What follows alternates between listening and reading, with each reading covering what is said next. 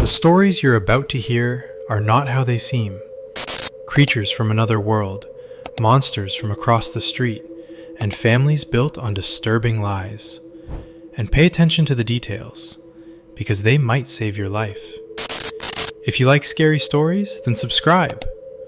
With all that said, let's begin. My girlfriend has been acting really strange lately. Hi, I'm not great at writing these, so sorry if this comes off weird or rambly. I've just been holding this in for a while and don't really have anyone I can talk to about it. Hoping maybe someone here has been through something similar.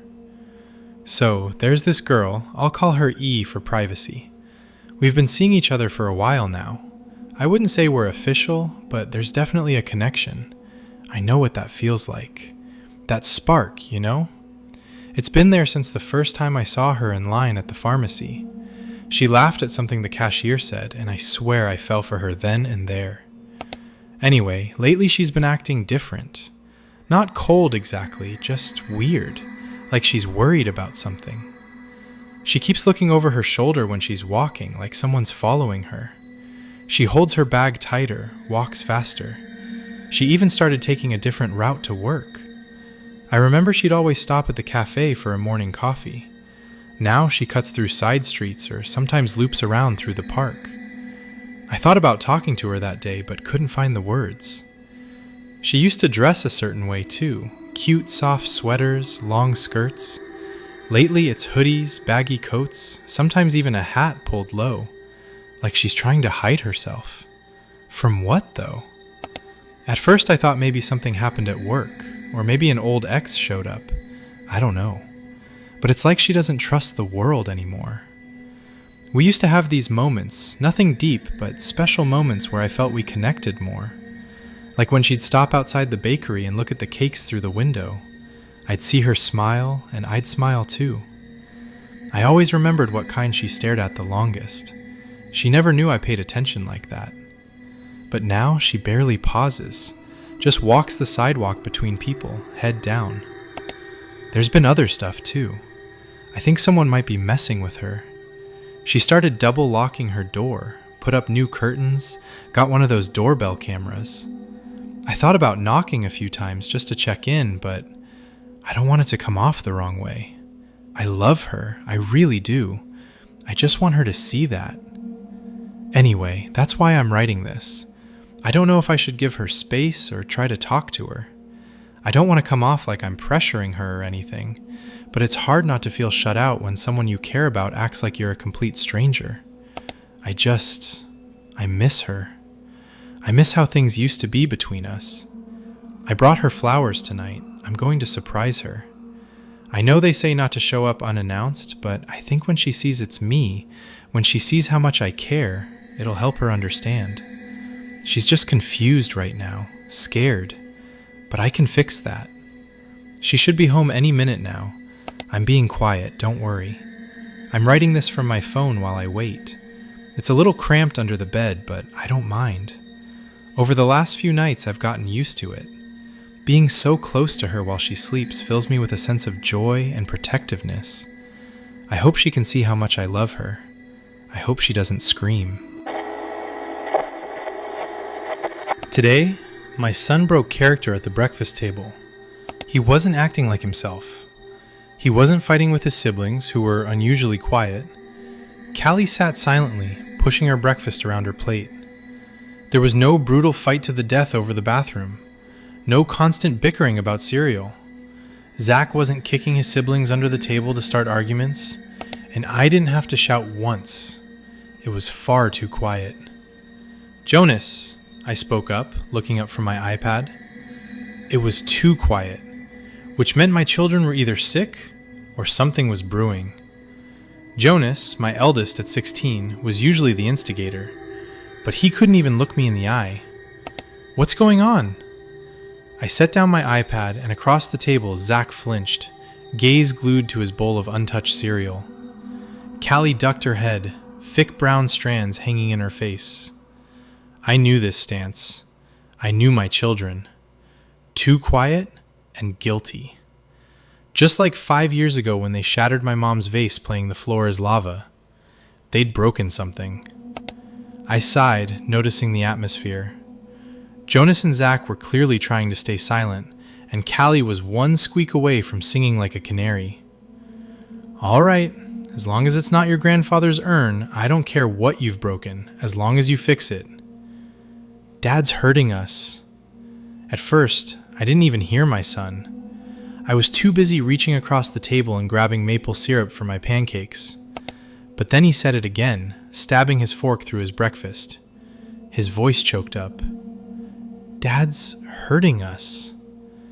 Zach's head snapped up, narrowed eyes glued to his brother, frightened. What are you doing? He hissed. Zach straightened up with a tense smile. It's okay, Mom. Jonas is just... He's hurting us, Jonas whispered, curling into himself. His eyes found mine, hollow, broken. How did I not notice? How did I not see the shadows under his eyes? The agony creased between his brows. I'm not staying silent anymore, he whispered. You two can, but I'm not. Jonas glared down at the table. I fucking can't do this anymore. He broke into sobs that immediately broke my heart. I stood and aimed to wrap my arms around my son, but the second I touched him, he flinched away, eyes wide, almost feral. He shoved me back, diving to his feet. No, get away! Get away from me!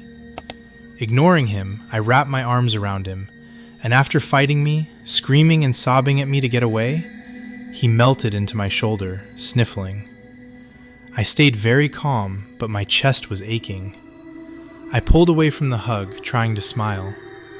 Show me, I said, steadying my voice. I couldn't scream. If I showed my children I was scared, I would scare them. Mom, Callie spoke up. Callie, stay here, I said. You too, Zach. I turned to my son. Tell me everything, okay? Everything, sweetheart. I grasped his shoulders. I'm not mad, and I promise I believe you. Jonas nodded and ran upstairs. I followed him on shaky legs, my heart in my throat. Jonas led me inside his room he shared with Zach. When you go to bed, Dad comes in our room and makes sure we're restrained. Jonas lifted up his pillows, and there, looped around his bed frame, were chains. Jonas turned to face me. Ever since we tried to run, he's chained us to our beds. You tried to run away? I choked out. Why? Thick bile crawled up my throat when my son stepped in front of me. His expression crumpled. Mom, he whispered, there's something I need to tell you. Jonas grasped my shoulders, his nails digging in, harsh. But you can't freak out, all right? You can't call Dad. Just listen to me. I nodded, breathless, as he took my hand and led me back downstairs.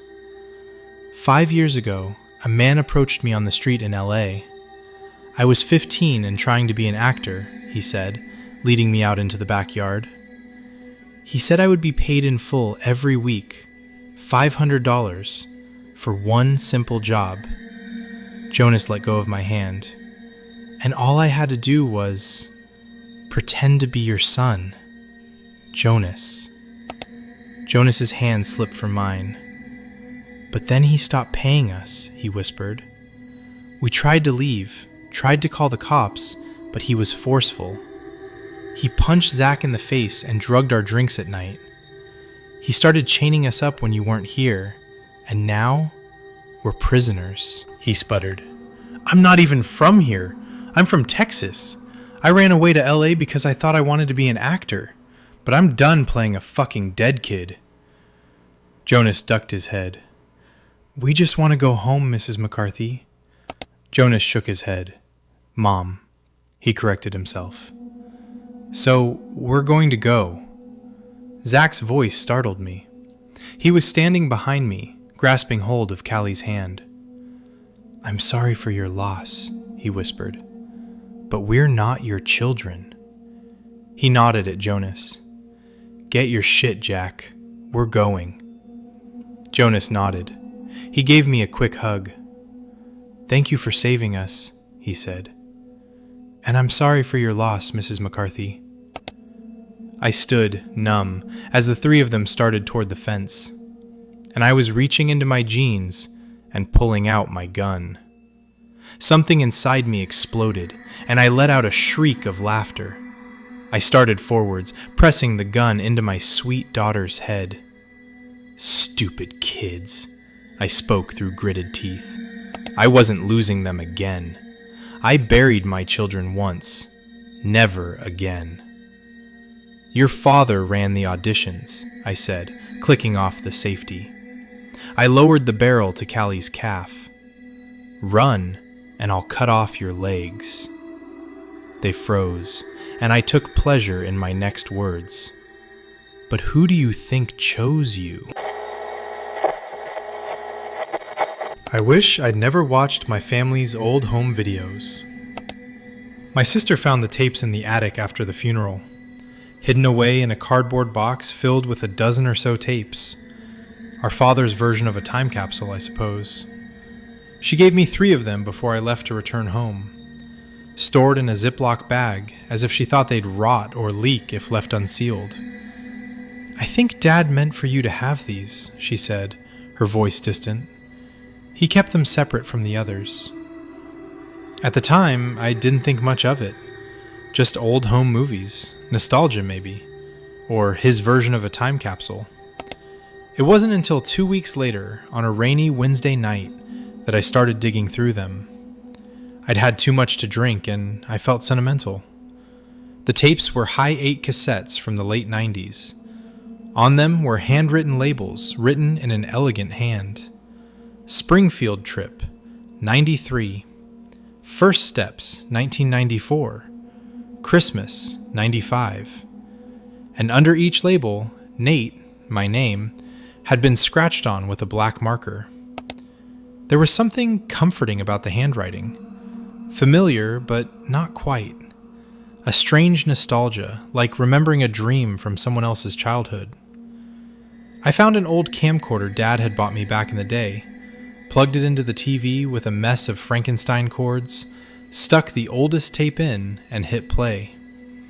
The screen flickered, static. Then, a baby me, I guessed, being held by a woman I didn't recognize. We were in a wide field. Must have been summer. She had curly brown hair, big sunglasses, and a laugh that came from deep in her belly. She looked happy. She looked in love. But not with me. With whoever was filming. "That's it, sweetheart," a man's voice chuckled from behind the camera. "Get a close-up of those chubby cheeks." The woman cradled the baby, me, up toward the lens and winked. "That's our boy," she said, and then turned toward something off camera. Her smile faltered slightly. The camera panned over. In the distance, near the tree line, stood a figure. Far away, unmoving, dressed in dark clothes, just standing there, watching. "Do you see that?" the woman asked. The man zoomed in slightly. The figure didn't move. "It's probably just someone out for a walk," he said, though his voice was quieter now. She turned to him. "That's the same man from yesterday, Frank." The camera jolted slightly, a jerk of motion, and then static. A hard cut. I rewound and played it again, and again, unsure what to make of it all. A creeping chill crawling up the back of my neck. The second tape was First Steps. Same woman, same man, same baby Nate. But this time, something was off. The house didn't match my memories. The wallpaper wasn't the one I grew up with. The couch was a different color than in any family photo. When I took those first steps, wobbling and laughing, I fell into the arms of that same strange woman. She kissed me on the cheek. "You did it, my big boy!" In the background, through the window, at the edge of the yard, just beyond the fence, that same figure. Still, staring. I paused the tape, rewound it, went frame by frame, and there it was. Black clothes, long dark hair, pale skin, a barely visible face, but one I recognized. The man filming stepped into frame briefly.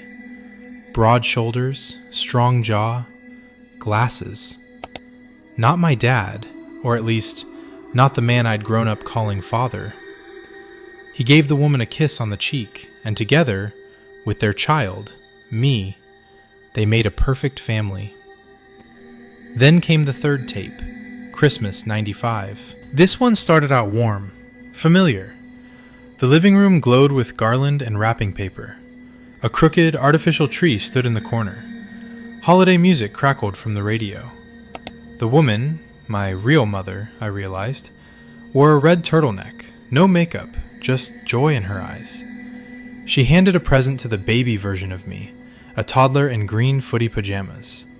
Frank, that was his name, the man from the earlier tapes, smiled from the carpet. He adjusted the camera on the tripod and gave a thumbs up. "All right, Nate," he said. "Let's see what Santa brought you." He stood and knelt beside me, helping tear the paper. The camera, now unattended, faced slightly askew, catching the hallway just past the living room. Then, movement. A tall figure stepped into view. His hair was jet black. His clothes are dark. His posture was stiff and wrong. He stood half-lit by Christmas lights, staring straight ahead. It was the man I knew as Dad. The man who raised me. But here, in this footage, he was something else. My mother's gasp came first. "Frank," she whispered. "Frank, he's here." Then scuffling and the sound of paper crinkling. Frank moved quickly, rising to stand between the stranger and his family. "You need to leave," Frank shouted. "This is our house. What do you want?" My baby self started crying, and the man in dark clothes stepped forward. A glint of metal by his side, a crowbar. Then chaos followed. A scream, a crash. The camera jolted off the table, landing half beneath the couch, angled low toward the floor. It didn't stop. It kept recording. Screams, sobbing, the clatter of glass, a child's wail, and with a heavy thud, a body fell into view. Within the sliver of view beneath the couch, Frank dropped into frame. He was bleeding, coughing, one arm twisted beneath him. A heavy boot stepped over him. The man. Frank looked panicked, and with a sickening squelch of meat and bone, the man beat Frank to death, striking his face with the crowbar. Once, twice, again. The screen flickered and went static, but it wasn't over. After a few seconds, the tape resumed. A different house, a different Christmas. New wallpaper, new tree. Quieter. I was older now, around 3 years old, smiling, unbothered, opening a present. A toy dinosaur, battery operated. When I pressed its back, it roared. I grinned. From behind the camera, "Do you like it?" my father asked. I nodded, smiling and playing with my new friend. But in the background, just barely, almost missed, came the muffled sound of a woman crying, begging. "Please, please don't hurt my baby." Then footsteps. A door opened. The same voice from the camera yelled something down the hall, or down the stairs. I didn't flinch, just pressed the dinosaur's button again. It roared, and I laughed. The video ended. I sat there long after the screen went black. The camcorder was still humming, but I couldn't move. My heart felt hollow, my body cold. I kept thinking about Frank, about that woman, about the man who took me and made me call him Dad. I kept thinking about the toy dinosaur, too. It was still in a box somewhere in my closet, my favorite toy growing up. And I thought about something else. something I hadn't realized until now. In all those tapes, there were no other kids, not even my siblings, just me. I'm going now to call my sister. I need to talk to her about what I watched. I want answers. I want this feeling inside to go away. I want to know what's on the other tapes. My town is haunted by a witch. If she knocks on your door, you must let her in. I live in an old New England town. Legend has it that for 300 years, it has been haunted by Zuriel the witch. We learn about Zuriel on school grounds. Older kids teach the younger, voices low and eyes glimmering. She will knock on your door in the form of a traveler, asking for a glass of water. You will know it's her because, despite claiming that she is terribly thirsty, she will not touch the water you offer her. There are 5 rules you must follow when Zuriel knocks on your door. You must let her in. You must be friendly at all times. You must not show that you are afraid of her. You must not let her out of your sight. You must not let her pass the first room of your house. When someone dies in a domestic accident, whispers circulate that they received a visit from Zuriel and didn't follow the rules. Some claim to have met her and survived, but because she changes appearance every time, accounts are impossible to verify. Many grown-ups would deny believing in Zuriel, but when entering a house in our town, one will usually find a glass and bottle of water kept by the front door, just in case a stranger stops by. I am a skeptic, or rather, I used to be until recently. Sure, Zuriel scared me as a child.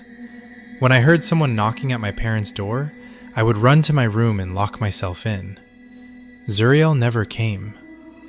As I got older, I did my research on her. It turns out that a woman by the name of Zuriel really lived in our town. According to historical records, she was a spinster of most ill-favored countenance, who lived alone at the edge of the woods. Long suspected of being troubled by an unclean spirit, she was much disliked by the townsfolk. They complained that she continually intruded upon their property. In 1734, after Zuriel had not been seen for weeks, a pious old woman went to check on her. She found Zuriel's decomposing body lying in her shed, her throat cut almost to the bone. Although some young men had been heard declaring they would rid the town of the foul witch, they were never prosecuted. This haunting nonsense was the result of a sad page of history, I concluded. After I married and moved into a new house with my husband, he insisted on keeping a glass and a bottle of water by the front door. I did not want to, but I figured it wasn't a matter worth fighting over. Last Friday, at around 3 p.m., I had just put my son down for a nap when I heard knocking at the door. I absent-mindedly opened the door to a woman of about 40 whom I had never seen before. She was in hiking clothes. Not surprising, the area is known for its nature trails. "Hi, can I help you?" "Hi, I'm so sorry to bother you." A stylish bob encircled her pleasant face. Even with sweat purling on her forehead, she looked polished. I thought she must have come from a big city. "May I ask you for a glass of water? My bottle is empty and I am so very thirsty." She smiled at me apologetically. A hiker asking for a glass of water. That's it. You must let her in. "Of course, please come in." "Oh, that's so kind of you. Are you sure I am not bothering you?" "No bother at all." She bashfully walked through the door I held open for her. A split-second thought crossed my mind.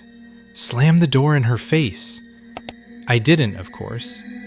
In the blink of an eye, the hiker was inside my house. She hovered by the entrance politely. I turned towards the kitchen, then remembered the glass and water bottle sitting right next to me. You must not let her out of your sight. Well, why not? As I poured the water, she glided from the entrance to the couch and sat down. I did not like that. She must have noticed, because a flicker of guilt tightened her features. You must be friendly at all times. I responded with a bright smile, handing her the glass. That's when I noticed that she had no backpack, no pouch, not even a water bottle. I took a deep breath to push down the panic that had started swelling up. I sat in front of her. "You've been hiking?" I chirped. "I just did the mountain loop," she replied enthusiastically. "It was so pretty." Without drinking any of it, she set the glass on her lap. "It's one of my favorites," I responded. Her fingers gripped the glass. She didn't drink it. "And it's such a nice day today," I continued. It was lovely, almost too hot. Her face beamed with sweat. A drop rolled from her forehead to her chin. It fell into her lap. She still did not drink. My eyes snapped up to her. She was staring at me, staring at her. "You must be friendly at all times." I laughed a horrendous laugh. "Yeah, I love it when it's hot." She laughed along. Inside me, the adult woman disappeared, and I became that little girl who wanted to lock herself in her room again. "Have you been in the area before?" I asked, forcing my voice to sound even. "It's my first time visiting," she responded cheerfully. "Have you been living here long?" "I was born here," I said. Then, fearing I was lacking in amiability, I exclaimed, "Wouldn't want to live anywhere else." "Of course, such a lovely place, and everyone seems so nice." Her gaze shifted to a framed photo of me, my husband, and my son. "What a cutie," she whispered, narrowing her eyes. Revulsion twisted my stomach. Smash the frame in her face, I thought. I didn't, of course. I sat perfectly still and pushed out a timid, "Thank you." She turned to me with a proud smile. "You know, I have a son the same age. He's with his dad now. Unfortunately, we're divorced, but we maintain a good friendship. That's so important for a child." "Oh, yeah, so important," I stammered, taken aback. She stood up, leaving the glass on the coffee table. "Well, so sorry for bothering you. I'll be on my way before it gets dark." A wave of relief rushed through me. "Of course, no bother at all." She trotted to the front door. I had to stifle a laugh. Awoken from a bad dream, I was back in the land of the living. "Hope you enjoy the rest of your trip." Her hand pushed down the door handle, then let it back up. "One last thing," she said. "May I use your restroom?" Cold dread enveloped me before her words even reached my brain. "You must not let her pass the first room of your house." "I'm sorry, but the restroom is out of order." "Is that so?" she asked as she breezed right back to the seat in front of me. "Why?" My pulse went wild. "It's clogged. We've had an awkward accident earlier," I cackled. She winked. "Whoops. I can have a look if you'd like. I'm pretty savvy with small repairs." "Oh no, you don't have to. There's a public restroom right across the street, in the park." I pointed at the window. My hand trembled. It was already dark outside. That was impossible. Sunset was supposed to be hours away, and she hadn't been in my house for more than a few minutes. "I would love to repay your hospitality," she insisted, eyes wide and eager. "My husband is about to come home from work. He will do it. You know men." I leaned towards her, displaying the most conniving smile I could muster. They like to feel useful. She played along. "I get it. Since my husband left, I've had to learn to do it all by myself." "I admire your independence." "Thank you for saying that. It means a lot." She seemed genuinely flattered. I was not doing too bad, I thought. A piercing cry arose from upstairs. "Mommy!" My son had woken up. He is an anxious baby. At 2 years old, he has only just started to sleep on his own. Whenever he wakes up and doesn't find us, he goes into a panic. I almost shot from my seat, but managed to reel myself back in. "Don't you want to go to him?" she asked me gently. "You must not let her out of your sight." "That's okay. He needs to get used to it. Mommy!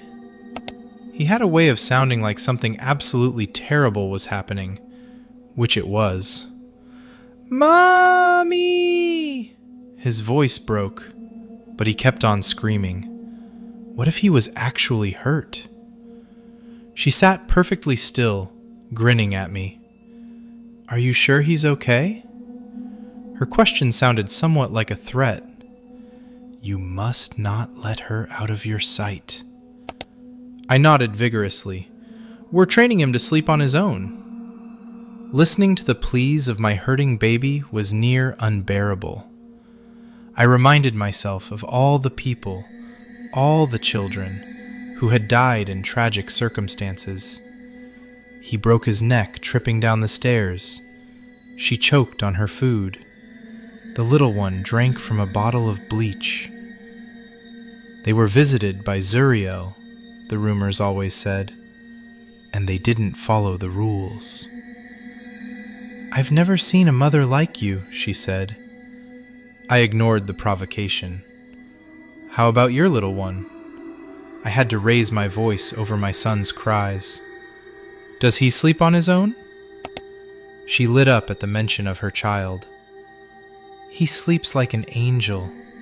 My daughter, on the other hand, is like yours. She wanted to be held all the time. You have a daughter too? Yes, I do, she snapped, as if I was doubting her. My son abruptly went silent. That alarmed me even more. Why did he stop? I furiously wanted to go check on him. See, I said instead, he calmed down. You're a very interesting woman, she responded, and shuffled forward. Her knees almost touched mine. I'm really enjoying getting to know you. I did not budge, swallowing my disgust. Me too. It's nice to see a new face around here. Maybe... I jumped into the abyss. Maybe we could be friends. Her eyebrows shot up, her eyes widened, her lips parted. I would love that, she breathed. A rush of emotion flushed her cheeks. A web of red veins flared beneath her skin, then began to swell, morphing into elongated red warts. You must not show that you are afraid of her.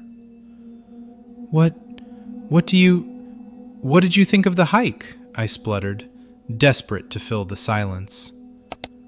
It was amazingly lovely, she trilled, while one of her eyes turned gray. What else do you suggest I do in the area? I held on to that question like a life raft. If you love nature, I would recommend the National Wildlife Refuge and paddleboarding on the river. Her hair vanished one by one, leaving only a few disheveled clumps on a bald head. You must not show that you are afraid of her. A walk downtown is great for shopping. Aunt Rita's kitchen serves the best clam chowder in town. Her teeth blackened. Strands of yellow saliva stretched between the upper and lower arcade. I waged war against every one of my muscles to not look away. For culture lovers, the local museum has great artifacts. One side of her face went moldy. A worm wriggled out of her ear and slid inside her eye socket. I smiled hard. And let's not forget the Civil War battleground. A slit appeared on her throat from side to side. Dark blood came pouring out, inundating her clothes, my couch, my carpet. Her head fell backwards. The wound was spread apart like two halves of a steak, exposing her sliced-off windpipe. Only a thin layer of skin kept the head from rolling away. Yet, from an absurd angle, her one eye was still set on me. My smile did not falter. You can always catch a performance at the Arts Center. The lights flickered. My personal favorites are the dance shows. All the lights went out with a pop, except the overhead light. It flickered desperately.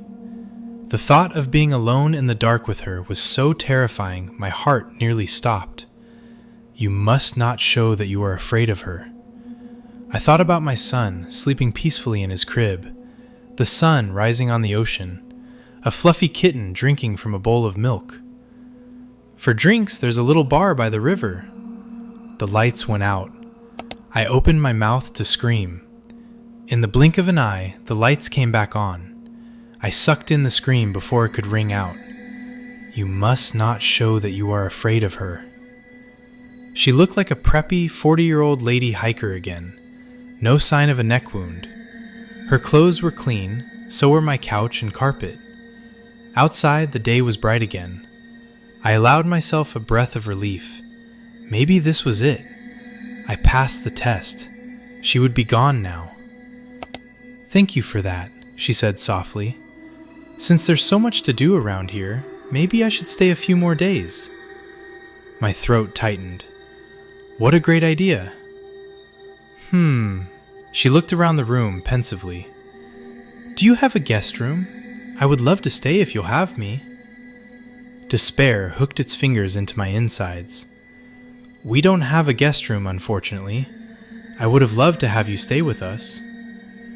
That's a shame. What if I slept on the couch? I would not want you to be uncomfortable. I don't need much. This looks perfectly comfortable. My son is a rambunctious kid.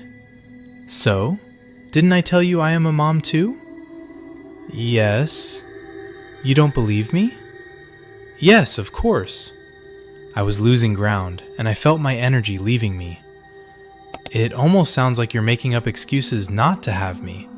Didn't you say you wanted to be friends? Yes, of course. Mommy! I had not heard him come in. My son was standing in the doorframe. He clutched his teddy bear, chubby cheeks streaked with dried-up tears. She looked just as startled as I was. He must have climbed out of his toddler bed, I said, forcing cheerfulness. I held out my arms to him. Honey, come here. Instead, he directed his unsteady little feet towards her. You must not show that you are afraid of her. Hello, little man, she exclaimed, baring her teeth at him. I was now trembling from head to toe. She stretched out her hand and wiggled her long-nailed fingers. My son wobbled closer to her. I wanted to scream, yank him away from her, run. But because I didn't know what the right thing to do was, I sat still, paralyzed. You must not show that you are afraid of her. Would you like me to stay here with you? She said in a cringe-worthy baby voice. No, no, say no, I yelled inside my head. My son gave her a toothless smile. That smile of pure delight only little children are capable of. She widened her grin, pushed her demonic hand further towards him. The room around me started shaking. Every nerve in my body twisted. My son put his teddy bear in her outstretched hand, like a friendship offering. Time stopped. Her mouth trembled, smile morphing into a sorrowful grimace. She gripped the teddy bear and brought it to her heart. Finally, she let out a long, painful breath.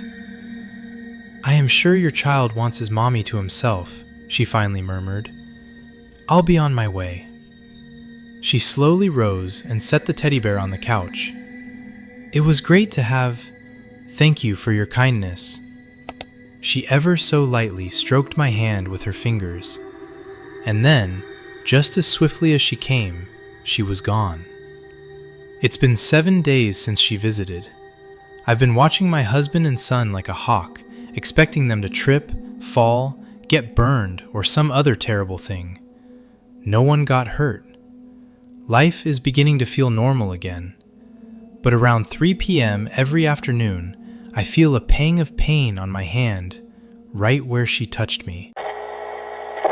My sister vanished. Something else came back in her place. I'm a twin. I always have been, and I always will be. We've always been close. Even when we used to fight and argue over every little thing. Sam's my best friend, and I think she knows me better than I know myself. And I know her. Most people can't tell us apart. They hear identical and don't even bother trying. They joke and laugh about us being mirror images and how impossible it is to distinguish us. Even our parents sometimes mix us up, but to us, the differences have always been obvious. You just have to look. Her jaw is slightly rounder, my eyes more oval, and there's a small mole beneath my left ear, but not on her. A few months ago, my sister just disappeared. One day she was there, behaving the same as always. The next day she was gone, vanished, without a trace. They searched and searched, but found nothing. There wasn't a single clue as to what had happened or where she had gone. They didn't know whether she had left of her own accord or whether she had been taken. They didn't know if she was dead or alive. After a month of nothing, of "we're so sorry" and "we're thinking of you," again and again until I could scream, I was lying in bed staring at the ceiling, unable to sleep as the night crept into the early hours of the morning. I slipped out of bed and crept into Sam's room, making sure not to disturb my parents, though from the quiet sounds of weeping downstairs, at least one of them was awake. I entered her room for the first time since she'd gone missing, to find it exactly as it had been before she'd disappeared. I perched on her bed, inexplicably anxious about disturbing anything. For a moment, the silence and stillness felt peaceful. Then, goosebumps erupted over my skin as I suddenly felt the sensation of being watched. But the room was empty, I told myself, even as I felt ice trickle down my spine. I shivered and leapt up, returning to my room. No matter what I told myself, I couldn't shake the feeling of something watching me. I woke the next morning to my mother's screaming and father's footsteps pounding up the stairs. My sister had returned. 3 weeks, 6 days, and 18 hours after we had last seen Sam, Mum had gone to stand in Sam's bedroom doorway, her daily ritual, to see Sam, asleep in bed as if she'd never left. Sam had no memory of the month she'd been gone.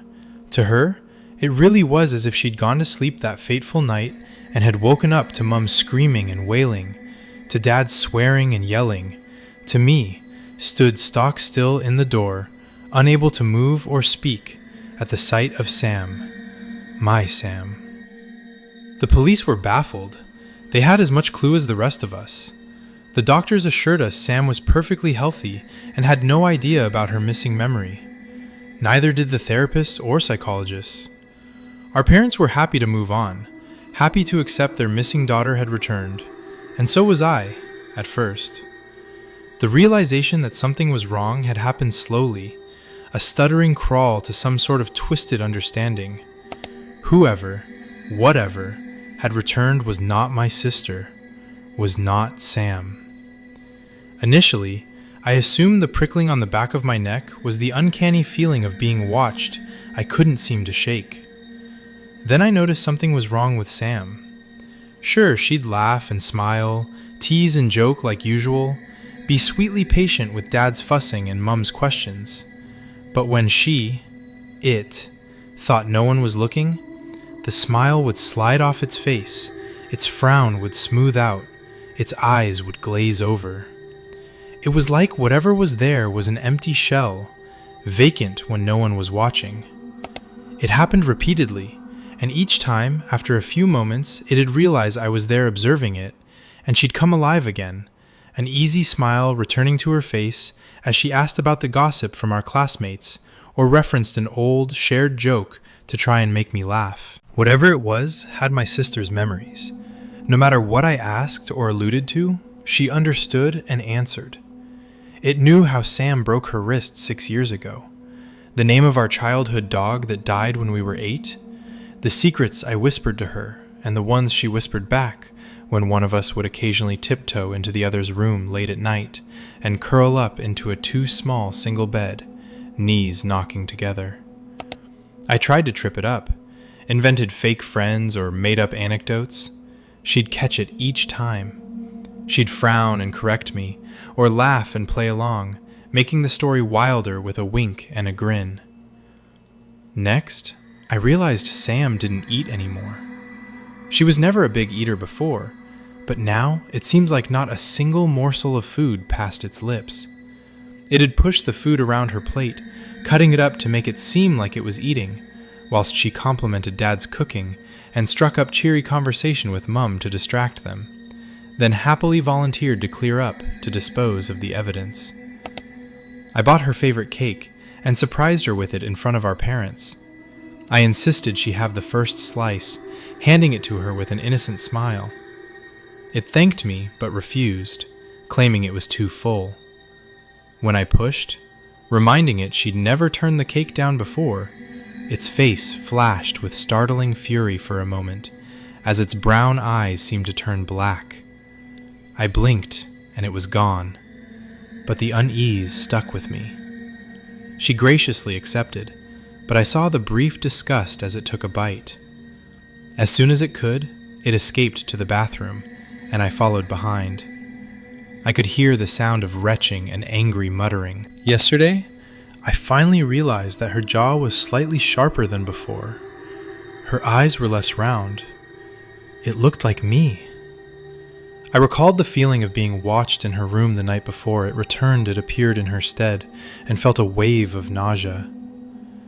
So in the evening, I padded up to her door and peeked through the ajar door to see it sitting at her dressing table as it moved her hair over her shoulder. There, under its left ear, was a small mole. My eyes moved to the mirror to see her reflection, and I saw its true form. It was my face, our face, but horrifyingly wrong. Its eyes were sunken into its face, the iris and pupil the same indistinguishable inky black.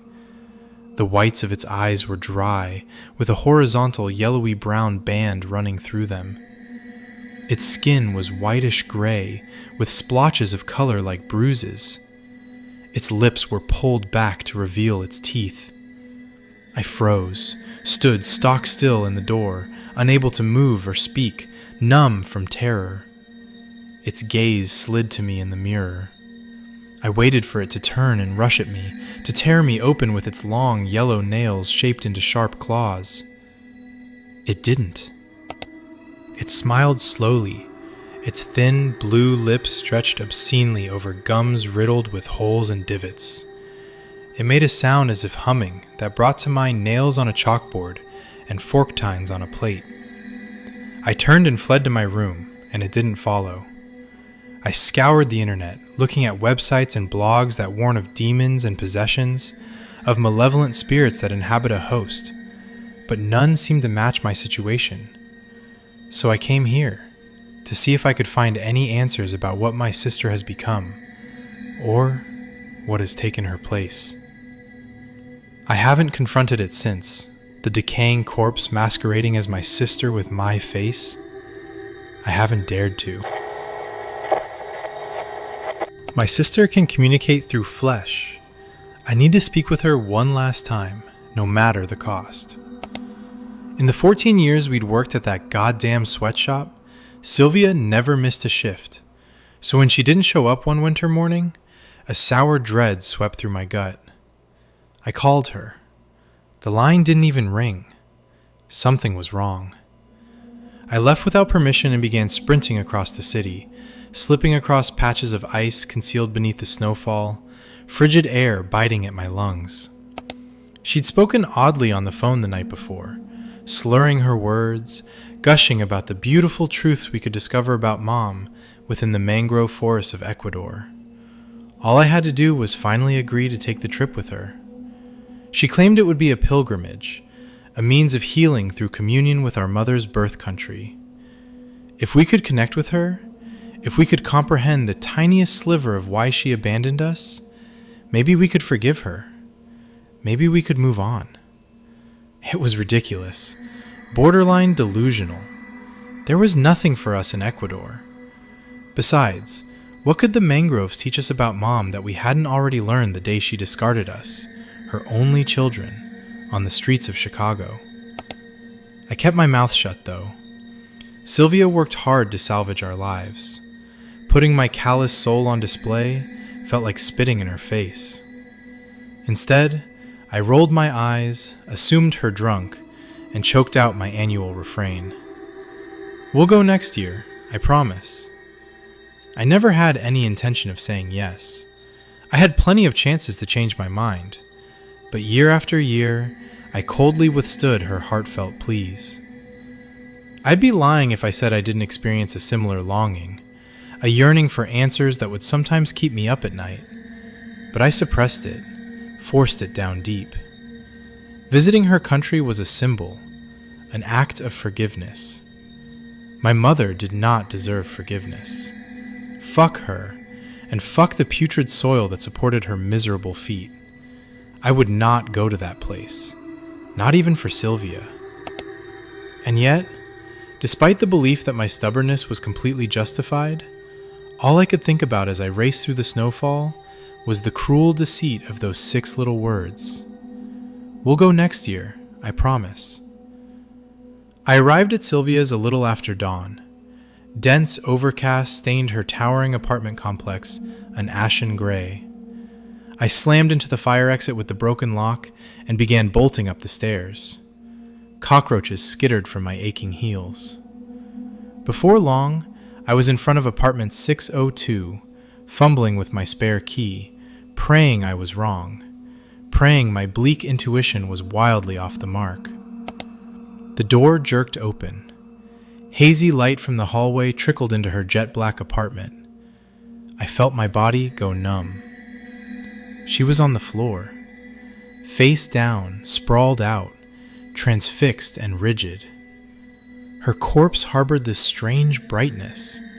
Her skin seemed to glow in the darkness, shimmering a dull crimson like molten metal that begun to cool.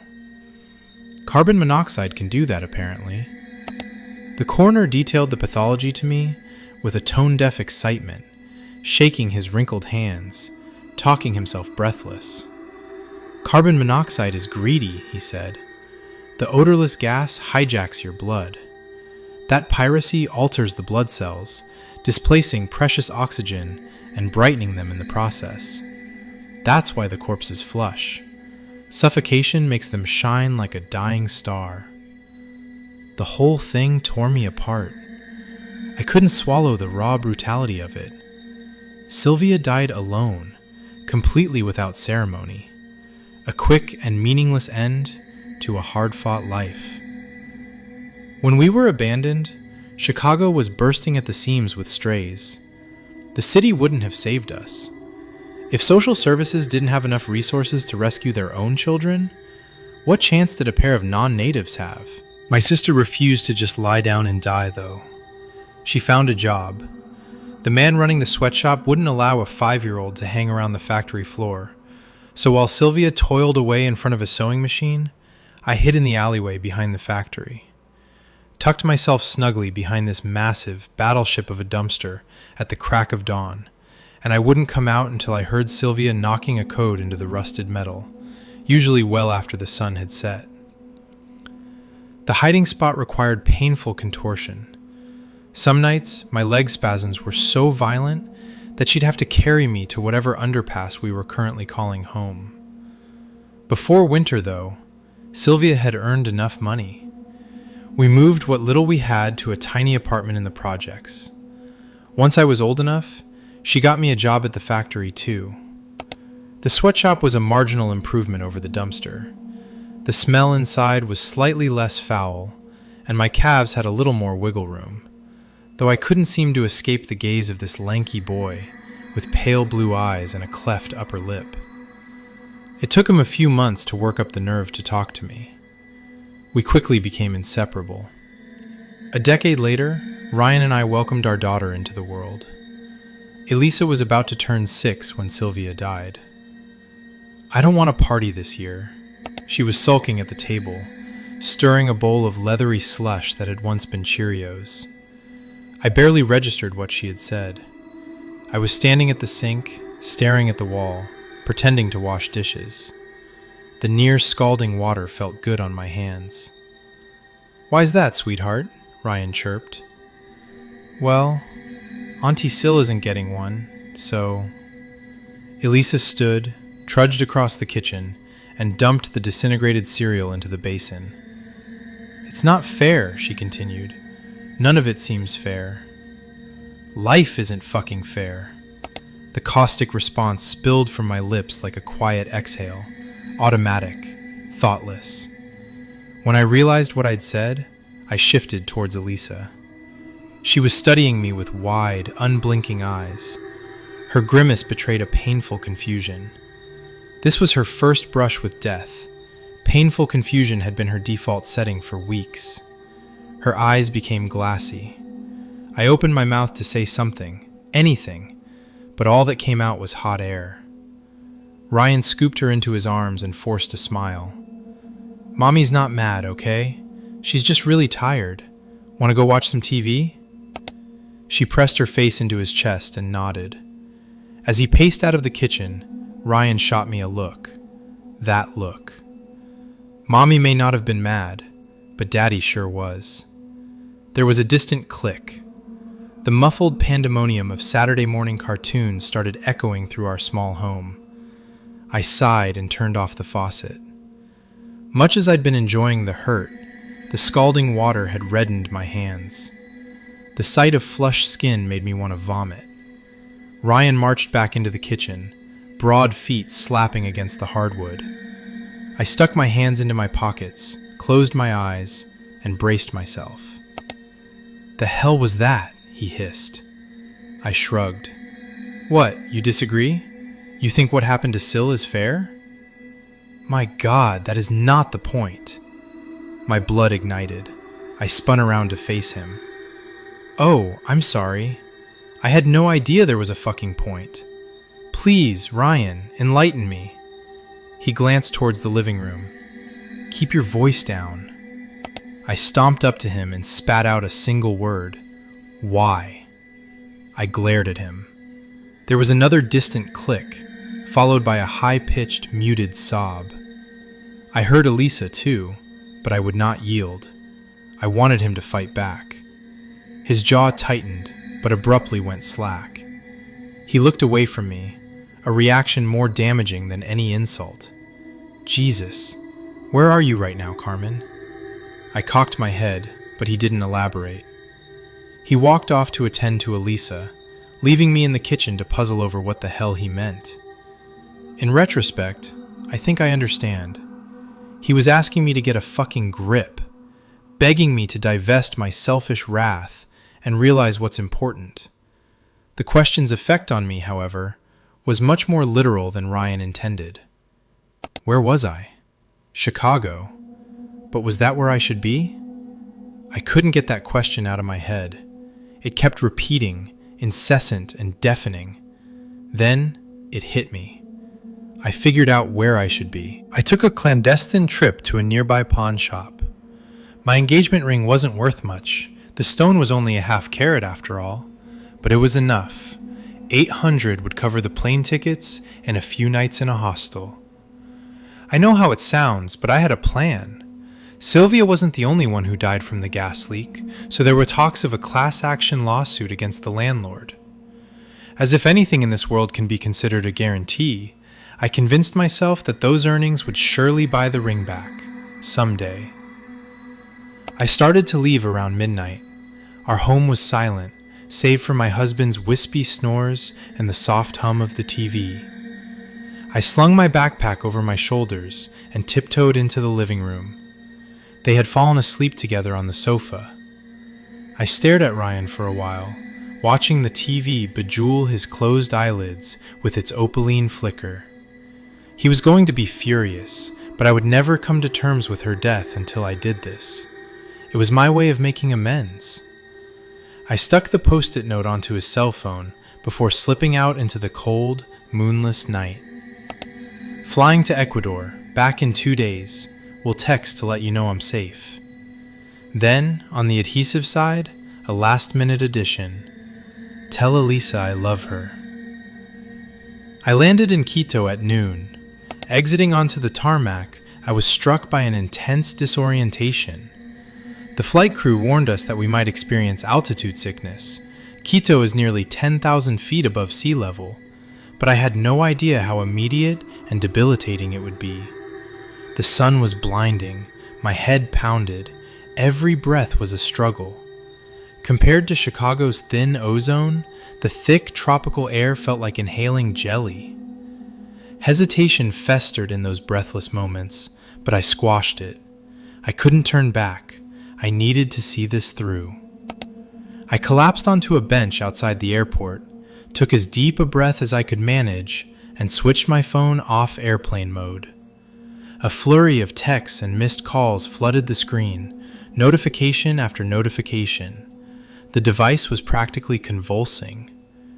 I sent "landed, I'm okay" to Ryan, without letting my eyes linger on the 20 unread texts above it. Then I called for a cab. Once they arrived, I returned the device to airplane mode. Quito is at the center of Ecuador, but my destination was closer to the coastline. That's where the mangroves bloom. Whenever she'd try to sell me on this pilgrimage, Sylvia always harped on the fucking mangroves.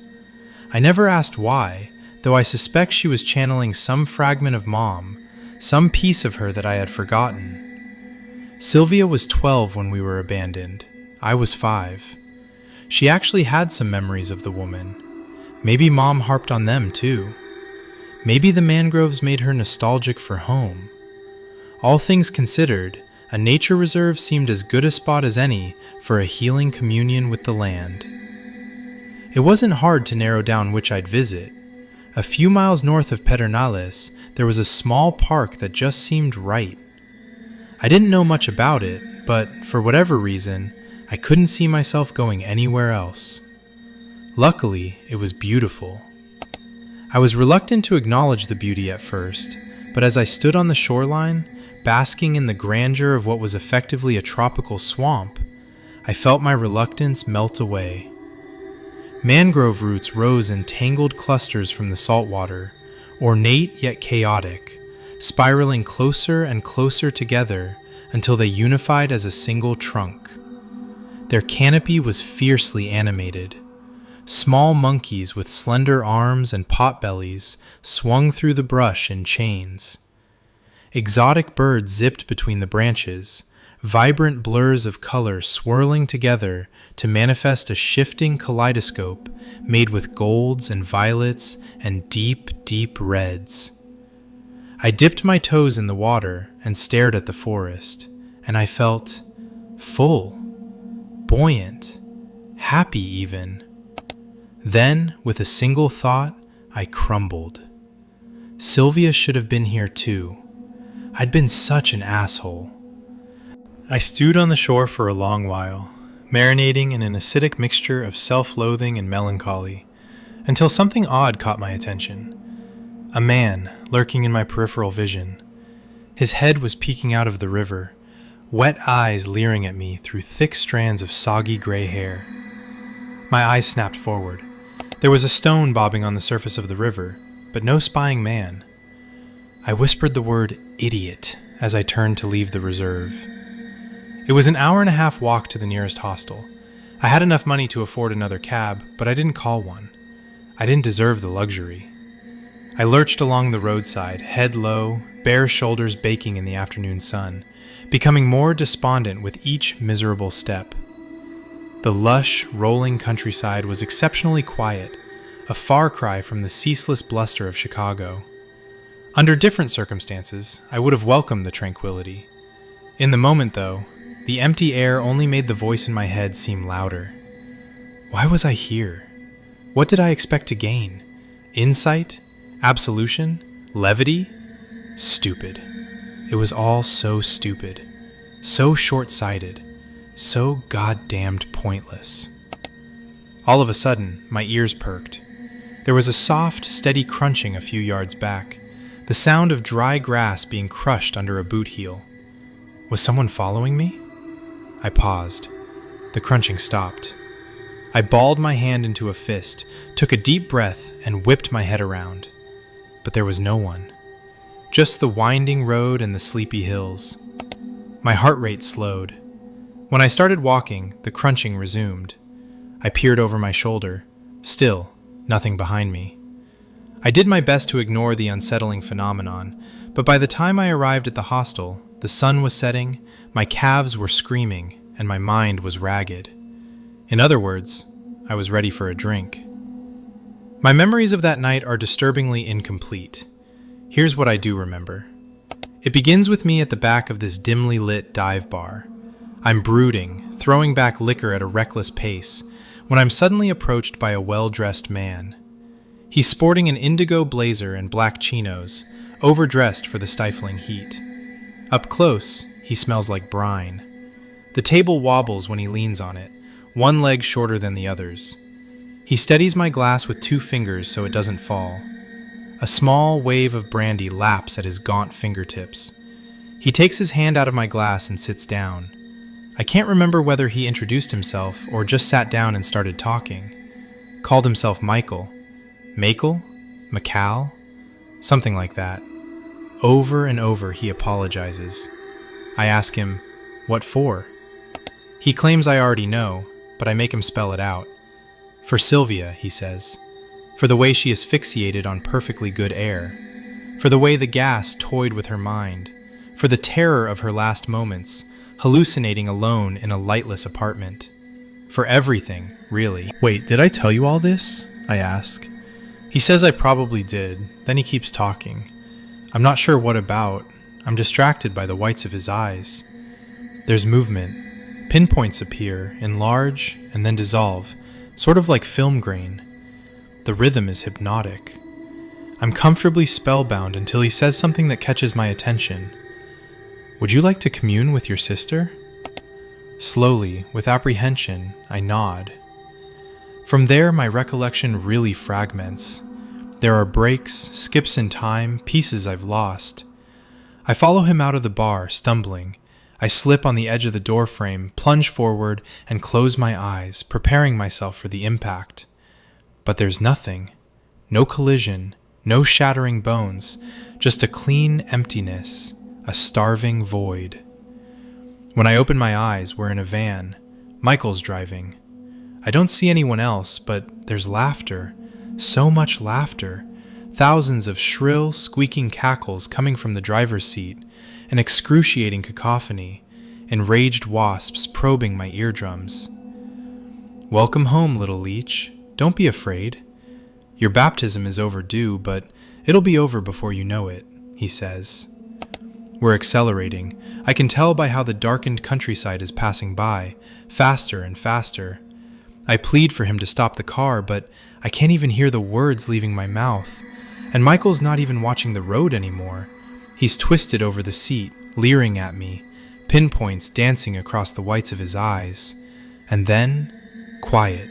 In an instant, the laughter's gone. Salty air scrapes my tongue. A bird trills far overhead. I look around. I'm sitting at the front of a small rowboat, floating down a narrow river hemmed in by gnarled webs of mangrove roots. Moonlight drapes a faint silver membrane over the otherwise shadow-swelled landscape. Behind me, I hear someone rowing. I know it's Michael, but I don't dare turn around and check. Do you see her? He whispers. I squint, carefully searching the root beds. My heart is stammering. My thoughts are frantic. How the fuck did I get here? What the hell is going on? Do you see your sister, Carmen? He moans.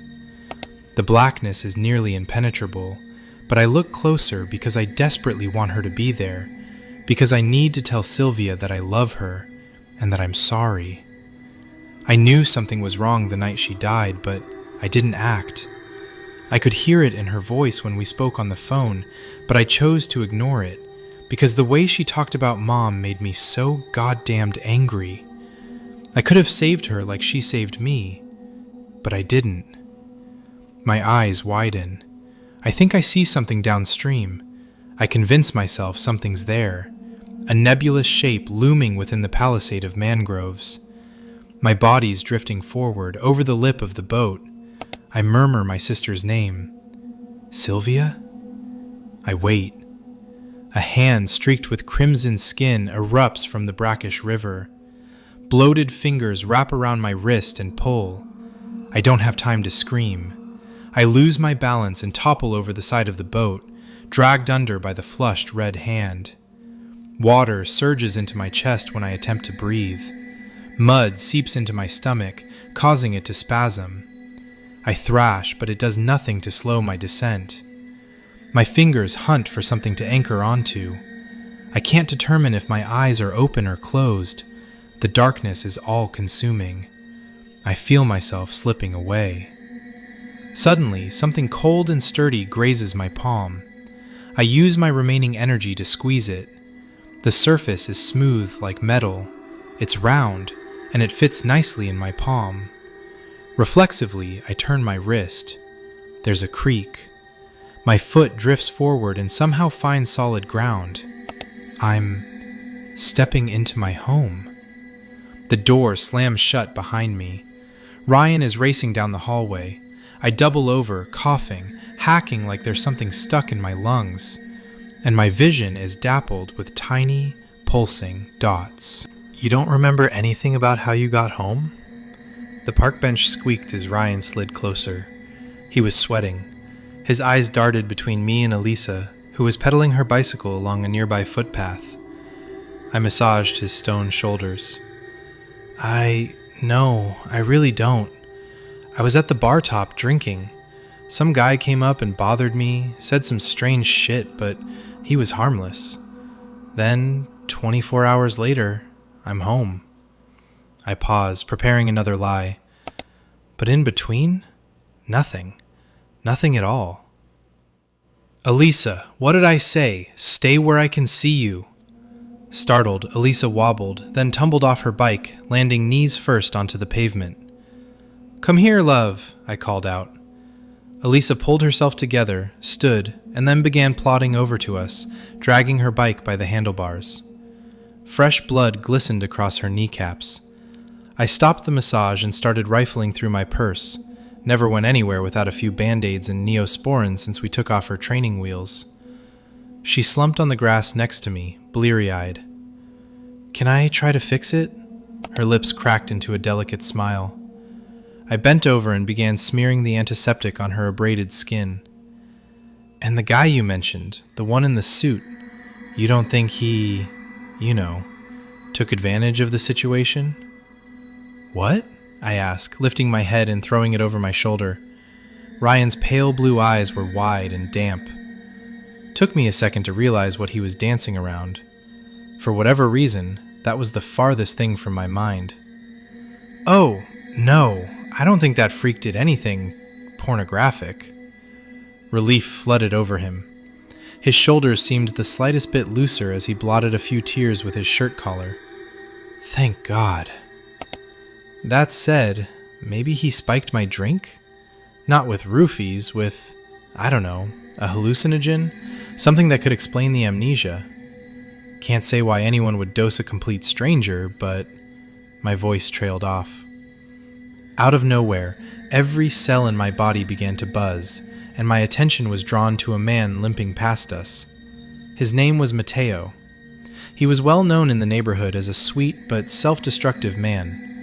Uncontrolled diabetes had ravaged his body. He couldn't see well, couldn't feel much below the waist, and, worst of all, there was his foot, or what was left of it. From the shin down, the appendage was gangrenous, black like a cannonball and as cold as sleet, with a stench that could likely be appreciated from the upper atmosphere. When the tissue first went tits up, Matteo refused to get it amputated. We all assumed his days were numbered, and yet, years later, here he was, seesawing his way around, panhandling like usual. The necrotic tissue just never got infected, even though it absolutely should have. A perverse and sadistic miracle. Today, though, something was different. The flesh was moving, churning. The blackened skin peeking out from his dirt-caked sneaker snapped and bubbled like boiling tar, surreal and revolting. I looked to his face. He wasn't in pain. He wasn't in distress. He wore the hollow smile and the vacant eyes of a lifelong scavenger, same as he always did. Nausea clawed at the back of my throat. I told myself it wasn't real. I tried to tear my eyes away, but God, I couldn't. There was something bewitching about the way his flesh churned. A pattern. meaning concealed within its beats and cadences, something that needed to be felt to be completely understood, a tactile language like Braille. The tips of my fingers began throbbing. Bizarre notions took root in my mind. The way his flesh moved, something about it reminded me of Sylvia's voice. No, I thought, that's absurd. But was it absurd? Speech is just a series of vibrations, right? Vibrations that could just as easily swim through dead meat as they could living vocal cords? No, I needed to get a fucking grip. There was another explanation. I was exhausted. I was still under the effect of some hallucinogen. I was sick. No matter what I threw at it, though, the notion persisted. Some part of her was in that dead flesh. It was a paradox. The notion made no sense, and yet I'd never felt so sure of something, and all I had to do to know for certain was feel it move. I needed to touch Mateo's whispering foot, needed to burrow my fingertips into the rot until I heard what she was saying. "Ah, Mommy!" Elisa's screech brought me back to reality. My lungs ached. I exhaled for what felt like the first time in minutes. "Sorry, love. Here it is." I ripped the paper tabs from the Band-Aid and stuck it on her knee, only half paying attention, keeping Mateo fixed in my peripheral vision until he was well and truly out of sight. It was agonizing to let him go, like allowing free heroin to slip from your grasp when you're in seething withdrawal. I turned to Ryan. He was looking in Mateo's direction too, but his expression was flat, unbothered. He couldn't see what I could.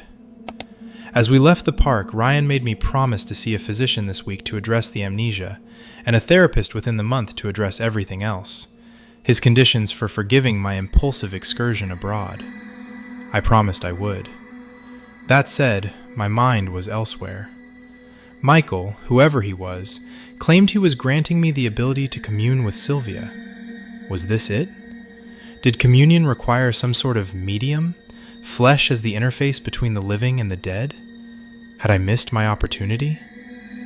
I could only answer the last of those three questions. I hadn't missed my opportunity, because I knew which alleyway Mateo slept in at night. The next morning I returned to the factory for the first time since Sylvia's death. It was a strange and lonely homecoming. Not only was Sylvia gone, but Ryan was absent as well. The flu had been doing the rounds at Elisa's school. It was only a matter of time until she contracted it. He implored me to call out and take care of her, but I told him that was a bad idea. Although our workplace was much less exploitive than it had been when we initially signed on, it was still run by a merciless organization whose patience could only be tested so much. Since he had continued to work while I was out on the few days of bereavement my manager would afford me, it was important that I show my face. It was nicer than I anticipated. There was a blissful normality to the labor. The droning hum of the many sewing machines, the repetitive movements, the familiarity and the routine. The comfort, however, was fleeting. Before long, my fingertips began to throb. I thought of Mateo's whispering foot. Then my manager approached. Grace was a large woman with patchy gray hair and close-set eyes that seemed equally devoid of color. She stood over my station, tapping her foot as if she were waiting for me to do something, though I couldn't say what. Without warning, she started berating me. In essence, she was accusing Ryan and me of some sort of conspiracy, an attempt to defraud them. Why had there been only one of us present at any given time? What exactly were we trying to pull? Something to that effect. I don't remember precisely what she said. I couldn't focus on her paranoid rant. I was too distracted by her tongue. The flesh was whispering to me. Sylvia's voice. It was in there. I could tell by the way the wet muscle vibrated. I'd do anything to speak to my sister again, right? Yes, I would. I leaped from my chair, hand outstretched, reaching for her mouth. The suddenness of my outburst caught Grace off guard. She yelled, "Get back, you!" before my fingers interrupted her. I cradled her tongue in my palm and pressed my fingertips into the warm, wriggling flesh. A panicked scream reverberated through the small bones in my wrist. I could feel Sylvia. I could almost hear her, too. She was trying to tell me something, but her voice was muffled, coarse with static like a call with a shoddy connection. As Grace's teeth began to clamp down, I dragged my fingertips across her tongue, arranging them into various configurations, trying to locate the pattern that would amplify this divine signal. Pain exploded across the back of my hand. I launched my arm back and ripped my hand from her mouth. Strips of skin peeled away under the pressure of her front teeth. The force caused Grace to fall backward onto the floor. I stared at the traumatized woman. Blood trickled from her trembling lips. Her eyes were bulging, ripe with shock and fear. People were gathering around us. No one was exactly sure what happened. I shoved my injured hand into my pants pocket and pushed through the crowd. You'd think I'd have left the factory horrified and ashamed, but I walked home with a smile pinned to my jaw. I felt incredible. Waves of euphoria rushed through my body and collected in my fingertips. I was close. I was so very close. The police didn't come knocking that night. I was thankful, but not entirely surprised. Maybe I mangled Grace's tongue and she couldn't speak. Maybe she didn't want the law snooping around the factory. The reason didn't matter. All that mattered was what I planned on doing next. Ryan was exhausted and turned in early. Elisa had been a handful, apparently. Again, I was thankful, and I didn't bother asking questions. It felt like the world was paving the way, removing every barrier, keeping me on a certain course, a path that could be easily confused for fate. Once I was sure my family was asleep, I left to find Mateo. The city was eerily quiet.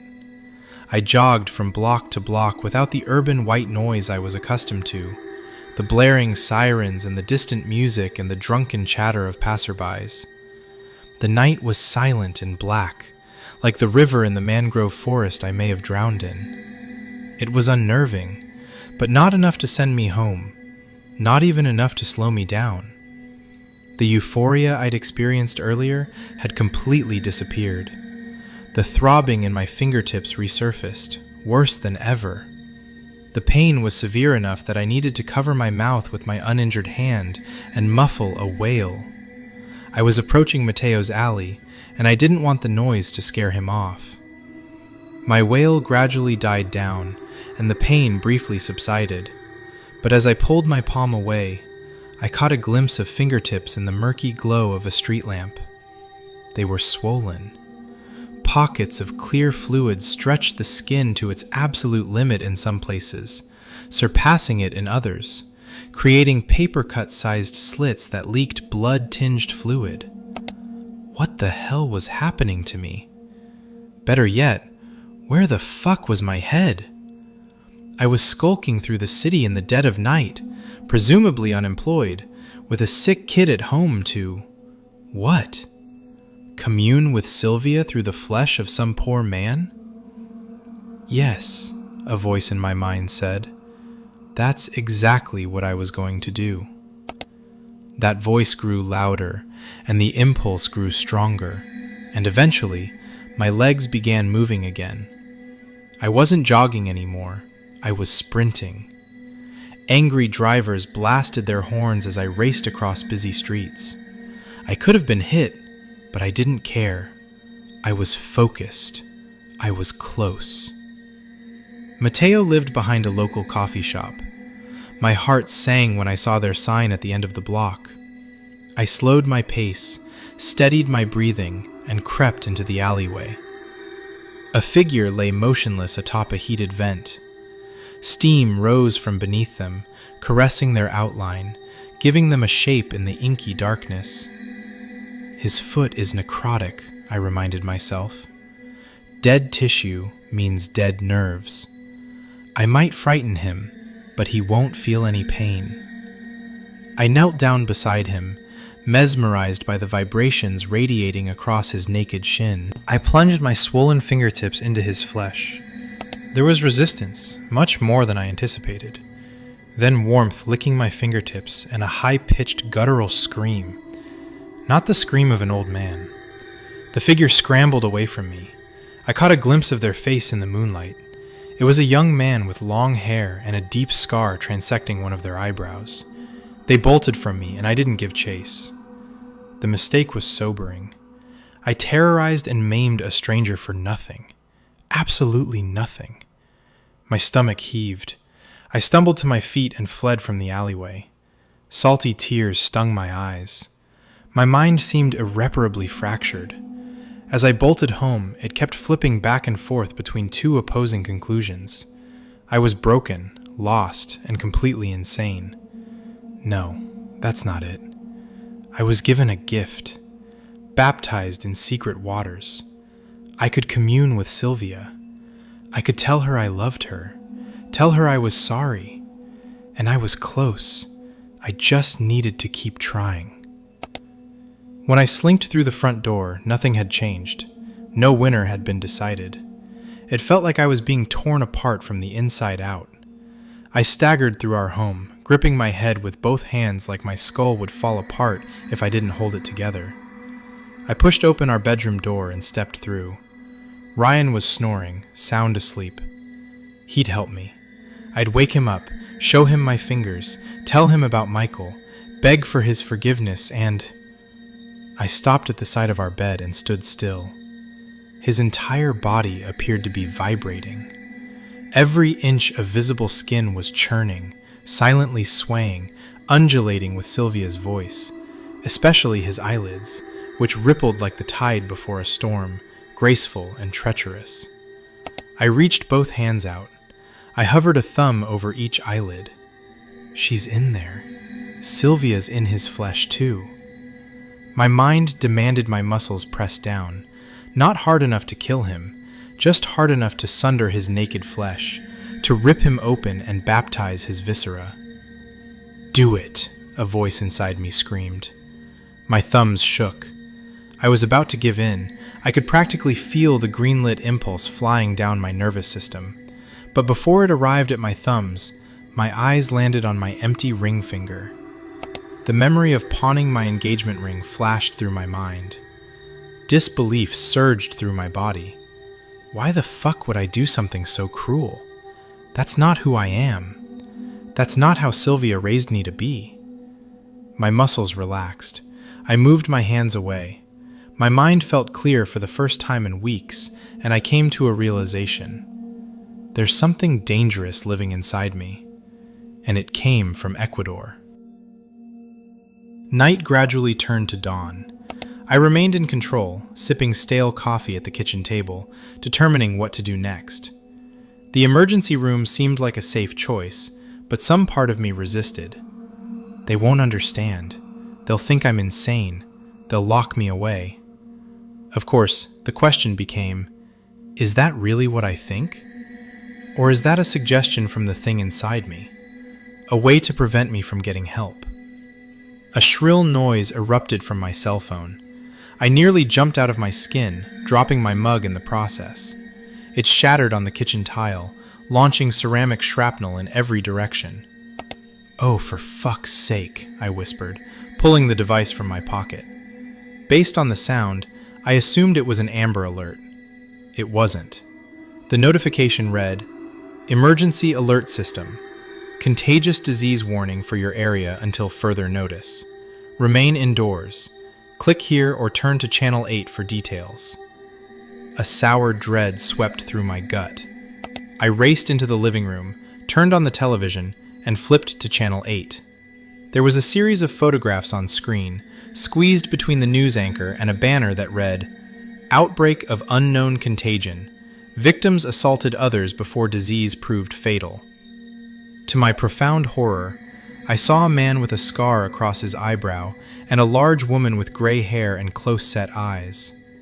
There were 4 other pictures, but I didn't recognize any of them. I scrambled to unmute the television. Originally thought to be under the influence due to their erratic behavior, health officials are now reporting that the perpetrators were likely suffering from some novel, rabies-like infection, though they refuse to provide additional details for the time being. I felt someone tugging at my shirt sleeve. I spun around, heart pounding, relieved to just see a groggy Elisa rubbing the sleep from her eyes. "When did we leave the park, Mommy?" I asked her to repeat herself, but the question didn't change. I said, "When did we leave the park? We were there, now we're here. It doesn't make much sense. I don't remember the in-betweens." My heart fell through the floor. She didn't recall the previous 24 hours. She had amnesia. My eyes slowly drifted to the Band-Aid on her knee. I reached out a damp, trembling hand and peeled it off. There was a small, crescent-shaped trench over her kneecap. I carefully hovered my swollen finger above it. A perfect fit. I'm starting to believe my mom abandoned Sylvia and me for a very specific reason. I think she was creating distance, keeping us away from Ecuador and from herself. Because I'm infected with something from my mother's country, something that wants to spread, something that infiltrates your mind, something that would have said anything to convince me to plunge my diseased fingers into other people's flesh. Worst of all, I've given it to my daughter too. Compared to my manager and the man in the alley, we seem to react differently to whatever this infection is. For whatever reason, it doesn't kill us. I suspect the truth is hidden in our bloodline. God, Elisa's a smart kid. Empathic too. She picked up on my distress almost immediately, even if she didn't understand it. She hugged my leg, peered up at me with her pale blue eyes, and asked, "So, what now?" I swallowed my despair and forced a smile. I don't know, love." The pain in my fingertips was worsening. I was terrified for Elisa. The pain was coming for her too. "All I know is, whatever we do, we'll do it together." I picked her up and started walking towards the door. "And I won't leave your side again, okay? Promise?" My smile grew. For the first time since Sylvia's death, it was real. "Yes, Elisa, I promise." You have one new friend request. I don't know when Facebook introduced the feature, friend suggestions it used to be called, but now it's people you may know. A bunch of Facebook profiles suggested to you to add as friends. Usually people who have mutual friends with you or someone you've searched for in the past. What creeps me out is how accurate it is. It's clearly taking data from somewhere, because it suggested people to me that I've only ever interacted with in real life. The woman that cuts my hair, or the guy who does my taxes at H&R Block. Sometimes, though, it really is a random person that Facebook thinks I know for some reason. That's what happened on Thursday evening.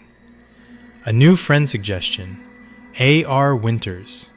No mutual friends, no apparent connection to me. But this one caught my eye for a few reasons. First, the photo was poor quality. It looked like a photo from the 90s, something that had been developed on real film and then scanned. Second, it had been taken from far away.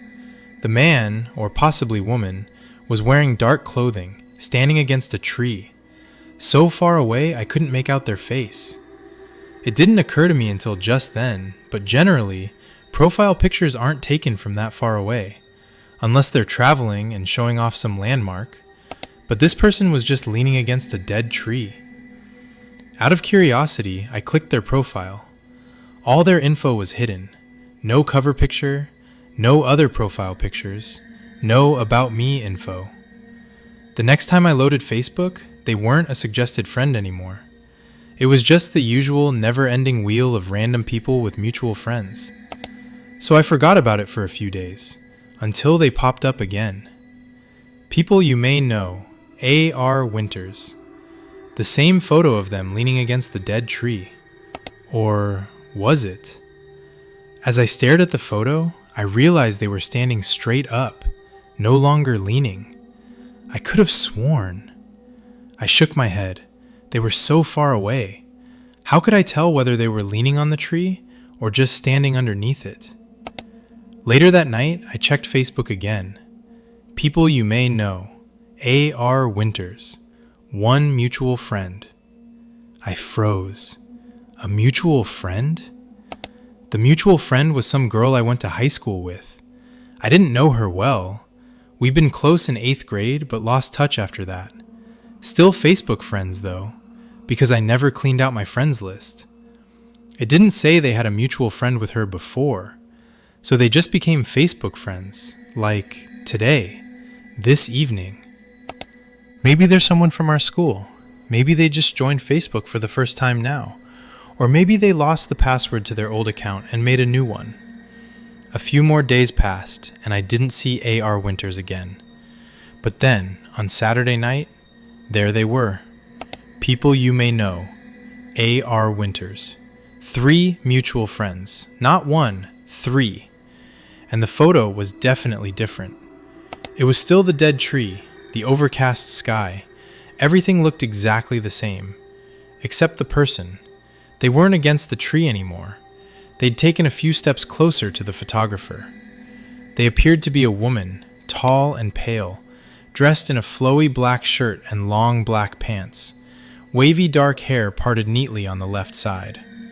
Because of the film quality, I still couldn't make out her face. Who is she? I glanced at our mutual friends. One was a guy I had chemistry lab with in college, and the other was our English teacher, Mrs. Flowers. She'd been the teacher mentor of our literature club, and she'd been dead for 5 years. I sat there, staring at the screen. Her account can't even accept new friend requests. And why would this random person send one to her anyway? A horrible, creeping dread tugged at the back of my mind. I clicked on the 2 other mutual friends, Jessica Marie, Michael, scrolled down their timelines and, oh fuck, they'd also passed away. There hadn't been any official announcement for either, but their timelines were filled with messages like, I miss you, and 2 years since you've been here.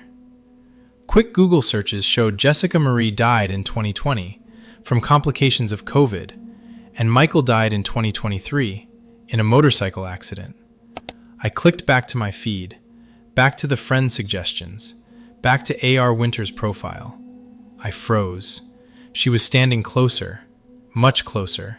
Her face was pale, almost pure white, like all the blood had been sucked out of it. Her eyes were dark, pupil and iris indistinguishable, and they seemed too big for her eyes. She had no eyebrows. Her long dark hair twisted around her, as if there was a terrible wind. Blip! I jumped. There was a little red one over the bell icon. A.R. Winters sent you a friend request. My hands began to shake. I stared at the 2 buttons. Confirm, cancel. I clicked cancel, closed out of the window, slammed the laptop shut. I sat there in the dark, panting.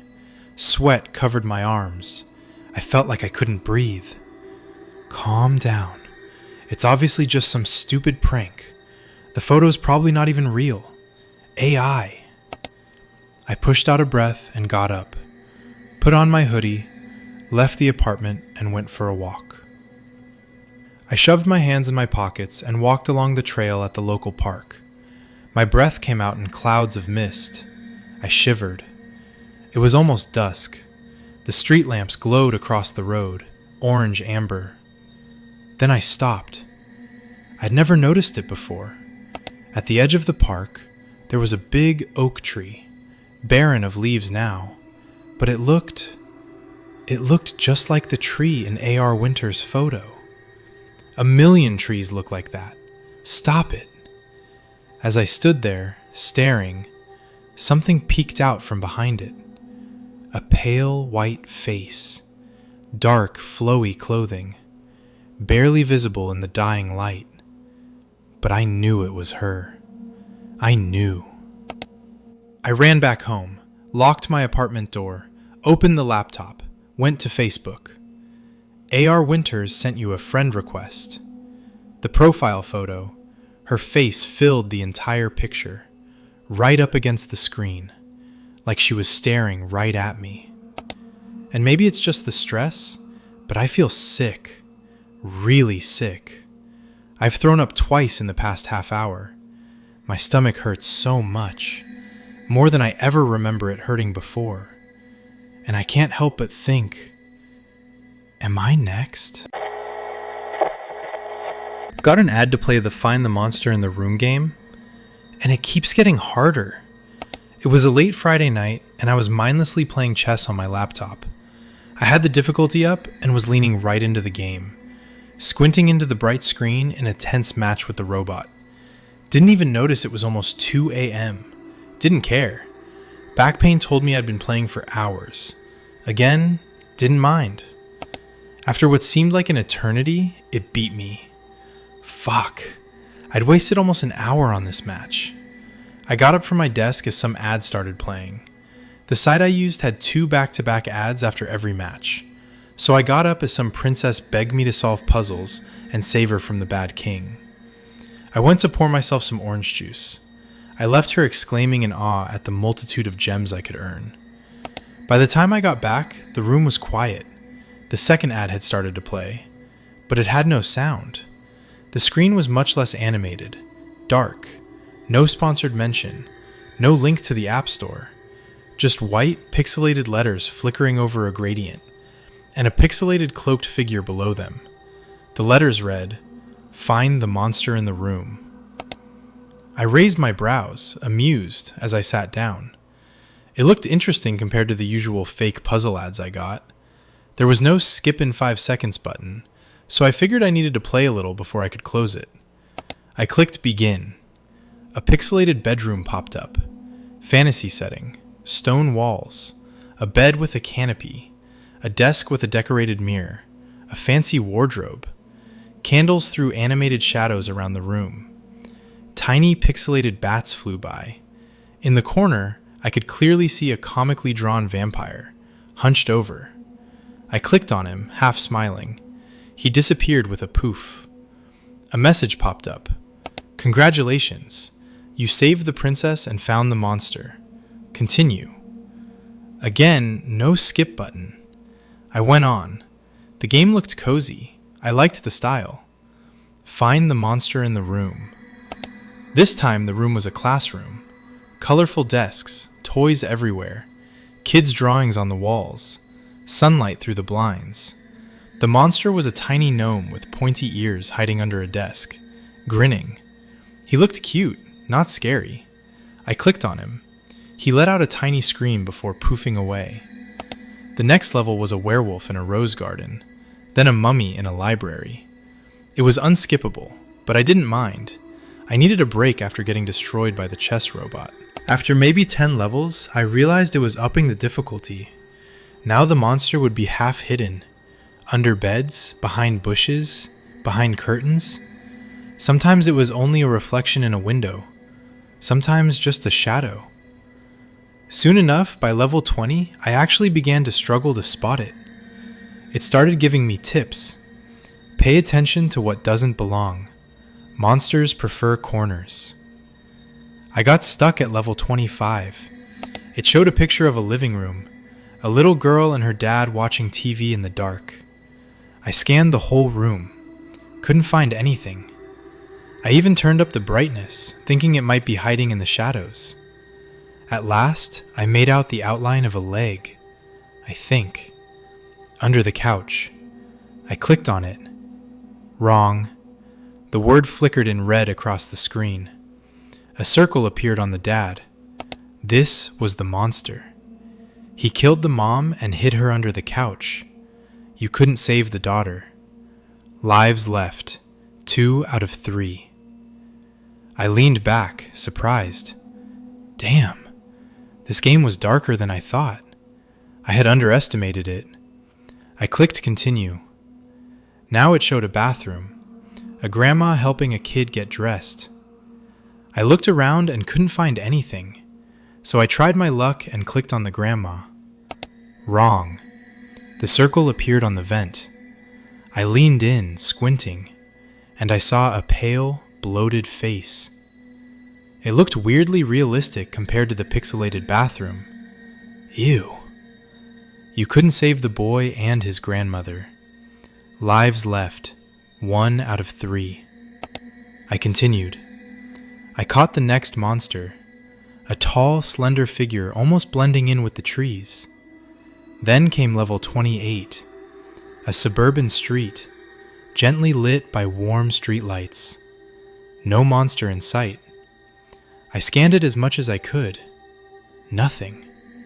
I was determined to find it. Must have spent 10 minutes staring at the screen, before finally giving up and clicking randomly. Wrong. A circle appeared in the darkness. You couldn't save the young man. Lives left, 0 out of 3. Game over. Better luck next time. Tips. Just because you can't see it doesn't mean it's not there. There was no option to play again. The pop-up closed. I remained a bit unsettled, but I was still pleasantly surprised by the originality of the game and its power to crawl under your skin. I returned to my chess game. Saturday night found me in a very different position. I'd gone out with friends, returned to my one-story house in the suburbs, drunk and woozy, walking home alone in the peaceful quiet night, right in the middle of the street. My mind was perfectly empty. The cold night air washed over me like a blessing. One foot in front of another. I came closer to my house. Then, in the distance, I began to make out a silhouette standing still. I couldn't figure out if it was facing me or facing away, but it was slightly hunched over and twitching. Nuh-uh, I remember thinking. I may be drunk, but I'm not stupid. I turned left and took a little detour. I arrived at my house safe and sound, even though the feeling of being watched followed me like a stray dog. I left it at my door. And yet, it scratched and howled the whole night. Sunday night, chess tournaments again, bored out of my mind. 2 a.m. hits, and the ad pops up again. I was somehow happy to see it. This time the words read, "Find the monster in the room before it finds you." It picked up from level 29. I had no idea it was saving my progress. The difficulty was easy again, but now I had a timer. As it got harder, the timer got shorter. A subway. I clicked on the pale, wide-eyed man sitting next to a little girl. Correct. You saved the girl from the predator. Eventually, it got to a point where I had absolutely no idea where to click. I lost once. Then I lost again. Level 54 showed the front of a one-story house. I scanned every centimeter, found nothing, until... In one of the windows, I could see a light, almost like a reflection, a silhouette. Ha! Found ya! I clicked on it. Wrong. That's the player. This is the monster. A circle appeared on another window. I couldn't see anything in there. As I was squinting into the monitor, I heard a clatter in the kitchen. I jumped in my seat, my breath stuck in my throat. It was ages before I could breathe again. My whole body felt hollowed out. What the fuck? Game over. Better luck next time. Tips. The more you find, the better it hides. Fuck this shit. I said it out loud, and went into the kitchen to check the source of the noise. I know what you'll say. Why do people go and check? Dumb horror movie protagonist behavior. Well, I can't just sit tight in my room. Find it before it finds you, right? Nothing was in the kitchen. Nothing in any of the rooms. I know. It's stupid to look. I know. I slept with the bedroom door closed. I checked the whole house and found nothing. Tips. Just because you can't see it doesn't mean it isn't there. My fully remote coworker kept his camera off for years. I wish he'd never turned it on. James and I both started working at Keystone Data Analytics in 2019, right before the pandemic. We were pretty good friends. Every Friday, we went out for drinks with a few of the other software engineers. But like most tech companies, Keystone went fully remote in 2020, and James and I lost touch. James always kept his camera off in meetings. For 4 years, I didn't see his face. Then one morning, he turned his camera on by mistake. What I saw was so horrible, I'll never forget it. Does anyone have any blocks? Aisha asked during our morning stand-up. The time series graphs don't look right, James said. I think there's something going on with the date logs. I was the one who'd written the logging code, so I told James I'd look into it. Keystone developed data analytics platforms for government organizations. We'd recently signed a $1 billion contract to build a new platform for a CIA research project. Everything about it was hush-hush. We were all forced to obtain security clearance. James was the only exception. He had authorizations the rest of us didn't have. When everyone else had to return to the office, James was the only one allowed to stay fully remote. When I asked him about it, he said his uncle worked for the CIA, and he'd worked on other intelligence-linked projects before. Keystone valued his expertise and wanted to keep him happy. After looking through my code, I thought I'd found the problem. I fixed it, then messaged James on Teams and asked him to check the graphs again. He said they still didn't look right. Can I call you? I asked. Sure. I started a video chat, expecting, like usual, James to join with his camera off. Instead, his face filled my screen. He looked skeletal. His eyes were completely white. But even stranger than that, a tiny deformed man with a hooked nose and beady black eyes sat on his shoulders, pulling his hair.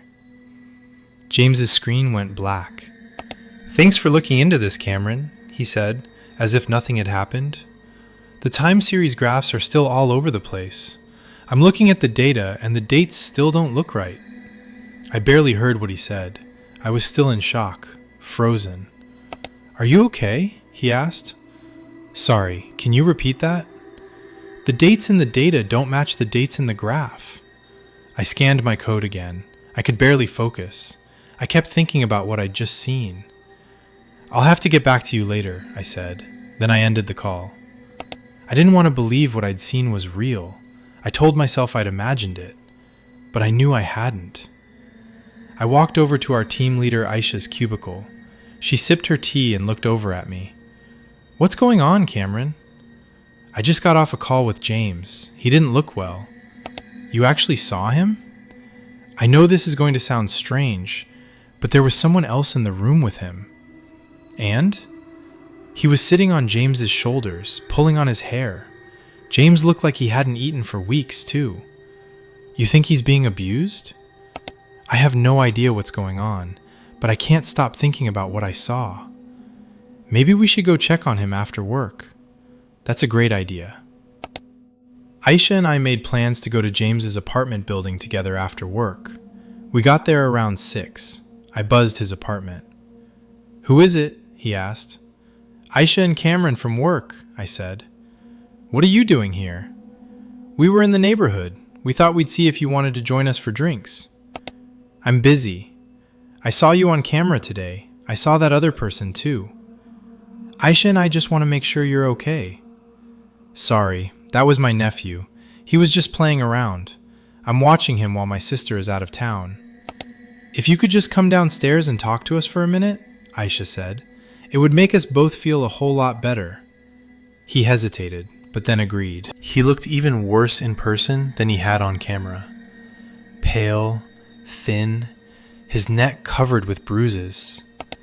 What happened to your neck? Aisha asked him. My nephew loves to jump on my shoulders. He thinks it's hilarious. The person I saw on Teams really didn't look like a kid, though, I said. Could I use your phone for a second? He asked. Sure.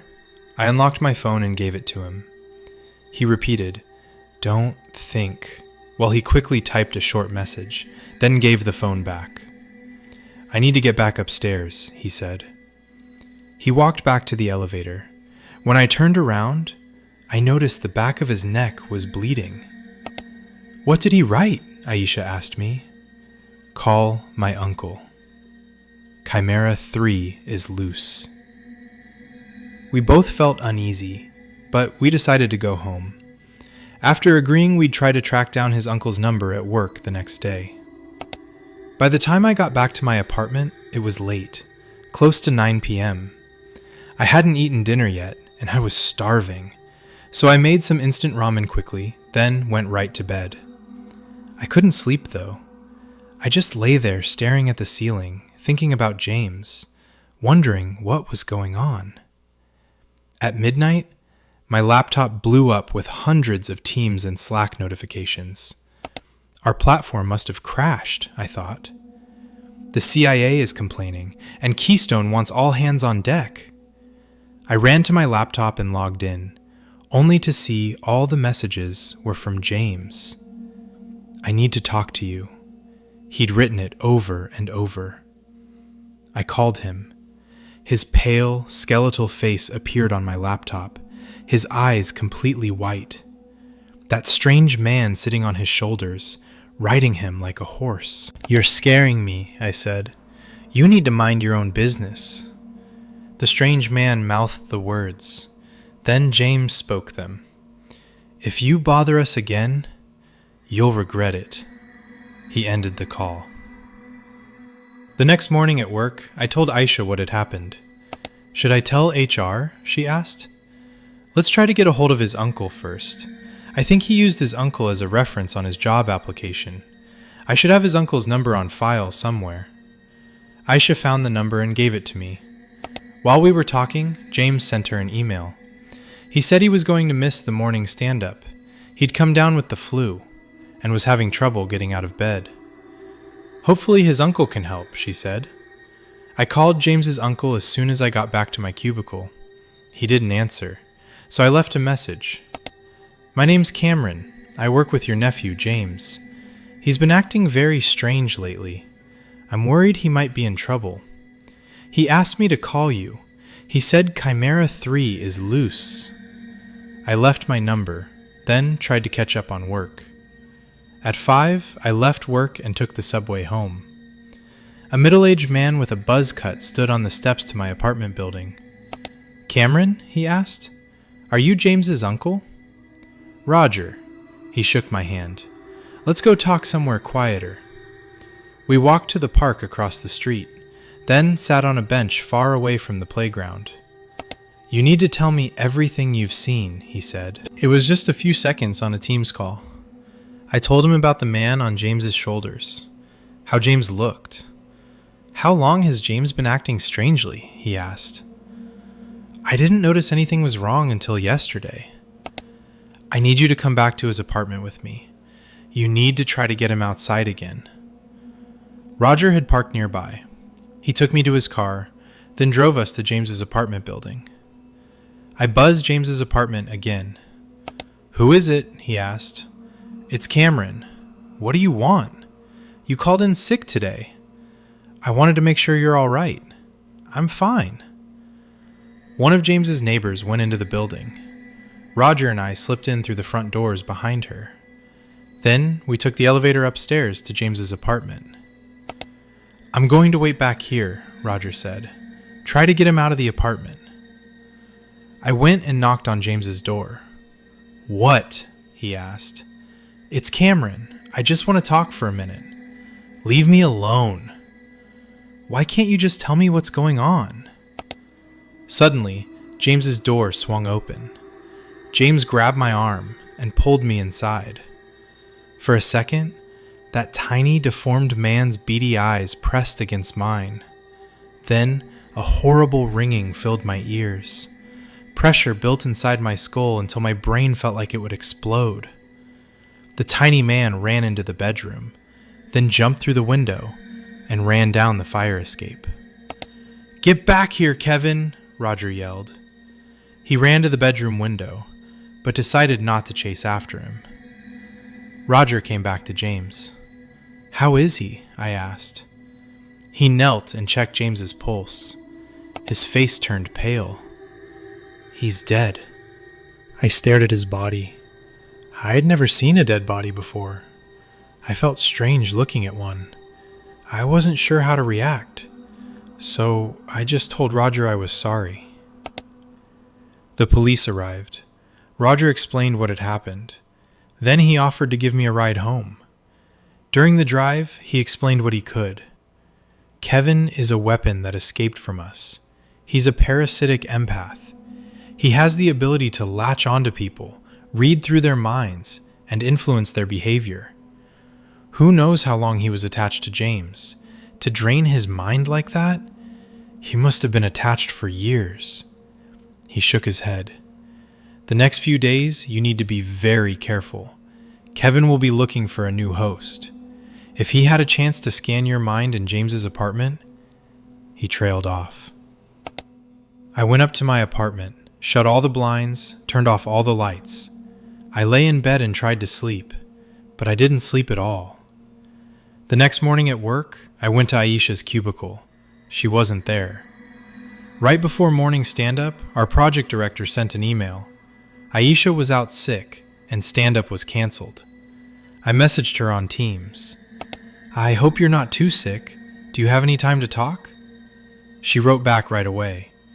I'm still throwing up. If I feel better though, I'll call. I tried to get some work done. With everything that happened to James, I'd fallen badly behind. I worked right until 7. Then I clocked out and went back home. Ate dinner, then sat in front of my TV, watching an NBA game. Near the end of the first quarter, I started to feel strange. Sort of lightheaded. But there was pressure inside my head too. I went to the bathroom, swallowed 2 Advils, then decided to just go to bed. The next morning, Aisha was back to run the stand-up, but she was working from home and kept her camera off the whole meeting. After the meeting was over, I messaged her on Teams. Do you have any time to talk? Sorry, but I'm swamped with work. I need to catch up on some things. I'd tell her about James later. I didn't really know how I was going to tell her James was dead anyway. The day dragged until finally I was able to go home. I boiled some instant ramen, drained it, put it in a big glass bowl. I mixed in the flavor packet, watched as the powder dissolved into the broth. Then, my vision doubled. Something inside my skull pressed out against my eyes. I blinked, and I was on the couch, the bowl of ramen half empty. I stood up, disoriented, checked the time. 30 minutes had passed since I'd been in the kitchen. My head was throbbing, so I went to the bathroom and swallowed 2 Advils just like I had the other night. A voice whispered in my ears, "Come outside, Cameron." What? I spun around the room, looking for who'd spoken. Nobody was there. I heard the voice again, farther away. I walked to the living room window and looked down at the park. Aisha stood in the light of one of the street lamps. Kevin sat on her shoulders, waving at me. I shut the blinds, ran to my bedroom, hid in my closet. Then I got my phone and called Roger. He didn't answer. I left a message. Kevin's here. He's outside my building. I held my phone in my shaking hands, trying to project my thoughts into Roger's mind. Call me. Call me. Finally, my phone lit up with a text. 2 minutes out. Stay calm. I tried to write back, but then my vision widened. The carpet pulled upward into my eyes filled with white static. When the static faded, I stood in the park, next to the empty playground. Above me, the stars shone in the night sky. It's a beautiful night, isn't it, Cameron? Aisha, Kevin said. So calm, so peaceful. Aisha stepped toward me, her eyes completely white. Kevin held onto her braids with one hand, while the fingers of his other hand were pressed inside her spine. I started to run, but my legs froze. You can try to run, they said, but you can't get away from me. I couldn't let myself end up like that. I forced myself to keep running, but like running in a nightmare, while my legs moved, I didn't move forward. I glanced back and saw Aisha, Kevin, slowly walking toward me. Get on your knees, they said. I need to get on. I couldn't control my body anymore. I knelt on the ground. Kevin pulled his fingers out of Aisha's neck, then jumped off her shoulders. She fell to the ground, unconscious. "Now let's get to know each other better," Kevin said. He walked around me, grabbed a handful of my hair. Right as he began climbing onto my shoulders, a horrible screeching sound cut through my ears. Kevin fell over, screaming in pain. "Make it stop! Make it stop!" Roger walked toward us, holding out some kind of auditory device. "You've been very bad, Kevin," he said. "You've hurt a lot of people." "I don't want to go back." Armed soldiers appeared around us, dressed in camo, faces covered with black masks. As Kevin lay twitching in pain, they cuffed him, then dragged him into the back of a van parked on the street. Roger put his hand on my shoulder. "Are you okay?" "You got here right in time," I said. "I've been staying close to you. You're a lot like James. I had the feeling Chimera 3 would like you." He pointed at Aisha. "How long was your friend connected?" 2 days, I think." "She should be fine, but we better get you both to the hospital." Aisha and I were brought to a military base. The doctors there ran a series of tests on our brains. They said I seemed fine, though they weren't quite sure about it. They assured me Aisha should be back to normal soon too. They just wanted to keep her at the hospital a bit longer. But again, they didn't seem certain. "I'm very sorry this happened to you," Roger told me. James had been helping develop some containment software, which put him in contact with the Chimeras. Chimera 3 in particular took a liking to him. "But we thought our security protocols were secure." He hung his head. They weren't. Back at work, my coworkers had lots of questions about James and Aisha. The CIA managed the cover-up. The story they gave Keystone was that James had left for another job in Florida, and Aisha was away on sick leave. I went along with it. I said I didn't know anything Keystone didn't. After leaving the hospital, for the next few days, I had a pretty bad headache. But then my head started to feel better. The only problem was, every now and then, time skips ahead again. I lose 30 minutes to an hour. During the gaps, I've done things I don't remember doing. It's terrifying. But I hope the time gaps go away soon too. If they don't, I don't know what I'll do.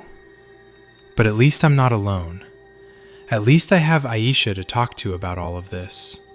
We're in this together. She called me today to tell me she's finally out of the hospital. She's taking a bit of time off before going back to work. But she's feeling a lot better too. We're supposed to meet for coffee tomorrow.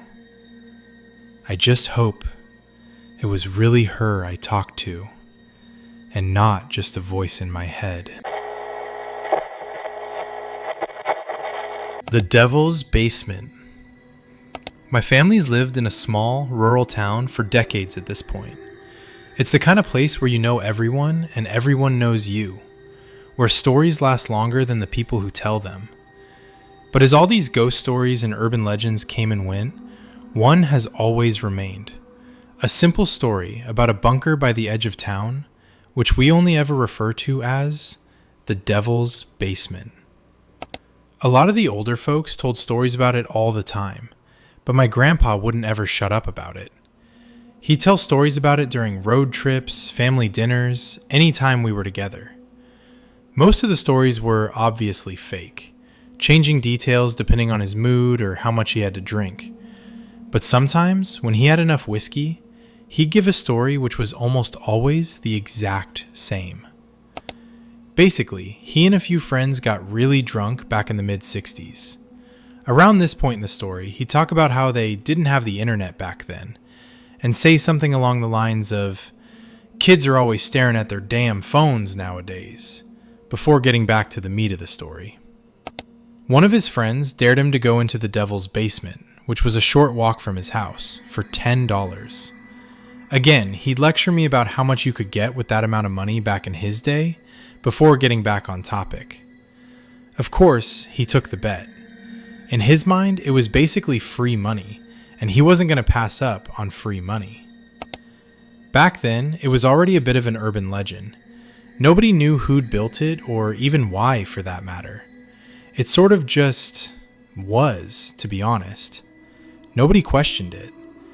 Some people said that the bunker was unusually hot, something my grandpa immediately found to be true. Sure, it was the middle of summer, but this was different. It was dry, almost like standing next to a bonfire. The air itself felt unnaturally lived in. At that point, my grandpa considered turning back, but the thought of the money kept him inside. He was probably just being paranoid anyways. So, he ventured further into the bunker, only recognizing the impossible scale of the bunker after about 30 seconds of walking. Not only was the bunker impossibly large though, it also felt unnaturally dark, almost like something was swallowing all the light like a black hole. That was the exact moment he realized something was wrong. The bunker wasn't empty, it just felt empty.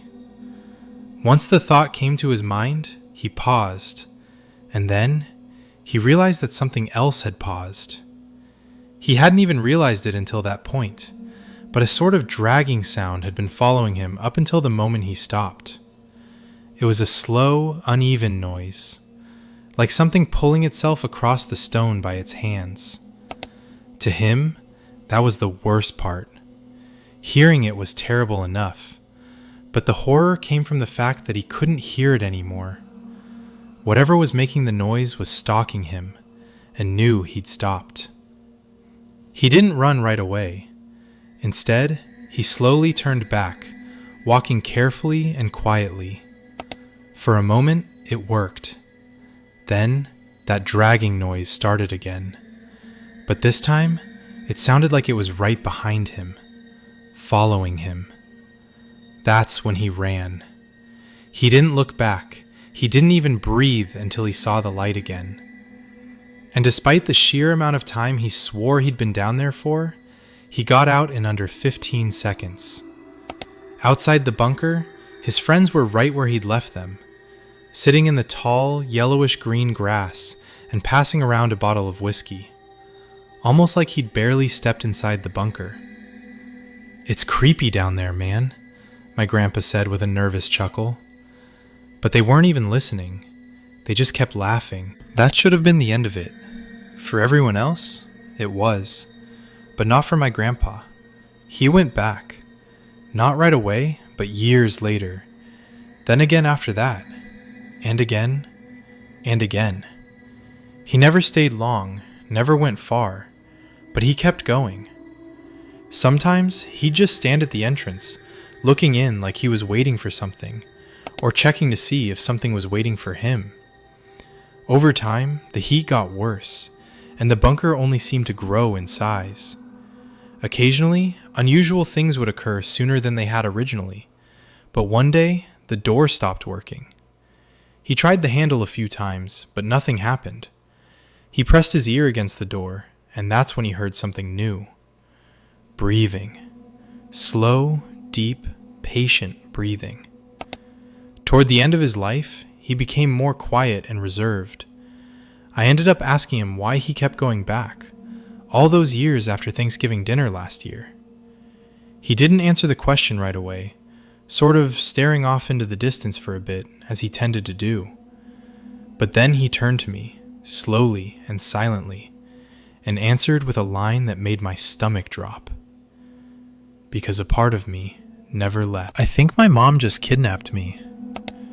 I guess I should preface this by saying that I am a sophomore in high school. As embarrassing as it is, I'm not allowed to drive just yet, so my mom has to drop me off at school every morning. I'm not a bus person. That being said, this morning was pretty much identical to all the others. Mom drove me the 15 minutes to school and dropped me off in a bit of a hurry because we had been running a little late. I made it all the way to fourth period when an announcement came over the intercom. I was getting checked out of school early for some reason, which, of course, I had no issue with. I actually had some pep in my step as I made my way to the front office. I was still confused, though, because normally Mom would inform me if I was getting out of school early, so I texted her and asked what the occasion was. I didn't get a response right away, but when I saw her standing in the front office, I figured I'd ask her face to face. There was something off about her, though. It was hard to put my finger on. Just the way she was staring at me and smiling through the office window. It didn't feel like a warm, motherly smile. There was something, I don't know, mischievous about it. I also found it weird that she wasn't wearing the same clothes she had been when she dropped me off. It would have been pretty odd for her to have driven home to change before picking me up, especially since her job was a full 45 minutes away. Whatever, though. I was getting out of this hellhole early. That's all that mattered. As we were exiting the building, Mom had to actually guide me to her car because, apparently, the special occasion was that she had gotten a new one. I thought it was cute, honestly. She wanted to show off the new ride to her son. I don't know how she'd managed to get the interior so dirty in such a short amount of time, though. The entire back seat was full of fast food bags, soda bottles, and all manner of garbage. Once we were settled, I asked the question that had been burning at my mind since the announcement came through the intercom. So, where to? Did you check your favorite son out to grab some lunch? Please tell me you did. Mom laughed, but her response was pretty benign. No. She drew it out like she was trying not to ruin a surprise, almost like she was trying not to laugh. I tried to create some dialogue, or at least engage in a conversation, but all of her responses were equally as dry. All I could really do was just be quiet and enjoy the ride, which I did for a while. It was nice enjoying the quality time. However, when she started taking us out of town, it became increasingly difficult to keep my mouth shut. I mean, she was taking us down roads that I'd never even seen before. We were already in completely unfamiliar territory when my phone started to ring. Dad was calling me. But when Mom noticed, she told me not to answer. Told me that he was going to ruin the surprise. Dad must have called 5 or 6 times back to back, and each time she demanded I didn't answer, her giggle breaking through more and more with each phone call. That's when a new notification came across my screen. A text from Mom. "What are you talking about? I'm not checking you out today. Why aren't you answering your dad?" My husband found my diary. He's probably gonna kill me. My husband and I have been together since we were kids. Back in those days, I don't know. I saw so much in him that it blinded me, I guess. He was 2 years younger, but damned if he wasn't what my heart desired. He was just so shy in those days, close to bashful. With our age difference, it felt like I was the world in his eyes. Not in the corny, cliche, I was everything to him kind of way. More like he had been trapped inside himself for years, and the way he looked at me was less due to pure love and more out of sheer curiosity. When he asked me out, though, he was so timid that his eyes never even left the floor, which, me being me, I found to be the most adorable thing I had ever seen. God, I should have never agreed. Looking back now, I feel like such a gargantuan moron that it's hard for me to even think clearly. All I can say is that it was never meant to go this far. I was supposed to end it after what happened not even a year into our relationship, and while I was just trying to help him, no less. He'd always been naturally quiet, but heaven knows the temper he had on him. I'd only caught glimpses of it prior to this incident, but even then it made me uneasy. This time, though, I was borderline paralyzed. I thought it'd be a cute date idea for me to let him use my car for some driving practice, with me in the passenger seat, of course. Now, he was brand new to this, never been behind a wheel a day in his life. I wasn't about to let him just take a drive through town and hope for the best. However, after a mere 2 laps around an empty parking lot, That's exactly what he insisted we did. No license, no experience, nothing. In my car, with a girl who was 2 years older than him. No. So that's exactly what I told him. But he just kept asking, and asking, and asking. Until finally I told him it was probably best I take him home. His response to that utter disrespect? An open palm slap across the jaw, followed by a low growl that I'd never heard from him. "We're driving," was all he said before peeling out of the parking lot, his eyes never leaving the road. That entire day, he acted as though nothing had happened, laughing, flirting, resting his hand on my thigh, not even questioning my distress in silence. It took me stroking his ego about how good he was at driving for him to finally agree to take me home.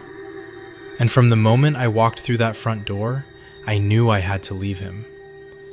I was afraid of how he'd react if I told him.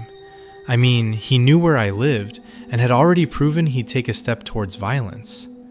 That's why my plan was to escape him through college. I'd be out of town, and he'd have to spend at least the next 2 years without me. But guess what? He got his fucking license, and his parents bought him a car. He was at my university day after day, coming by immediately after he got out of school just to wait outside my classes. It would have been better if he showed up with that same coldness he had when I was teaching him to drive. Instead, every day, he'd show up with happiness, warmth, and hand-picked flowers from a field by the university. He'd talk to me about my day, engage in the conversation, compliment me, make me feel wanted, and it made me fall in love with him all over again. After 2 years without incident, I thought that what happened that day had been a one-off moment, that it was a mistake that he learned from in silence, that he actually wanted this to work. That's why I agreed when he asked me to marry him. I'm fucking stupid, I know. I'm a fucking idiot, and everything that's happened to me is no one's fault but my own. Something clicked inside him when I agreed. I could see it almost immediately. He wasn't chasing me anymore. I was his, and he knew that he could do whatever he wanted. He did such a good job at hiding it that I almost have to give him props for it. He put on this display of the perfect husband, even when no one was around. He'd show up for me emotionally. He was everything I wanted him to be. But at the slightest inconvenience, he let his ownership of me be known and understood loud and clear. I can't tell you how many times I've had to put on an extra coat of makeup, wear sunglasses inside, hide my neck with a scarf in 80-degree heat.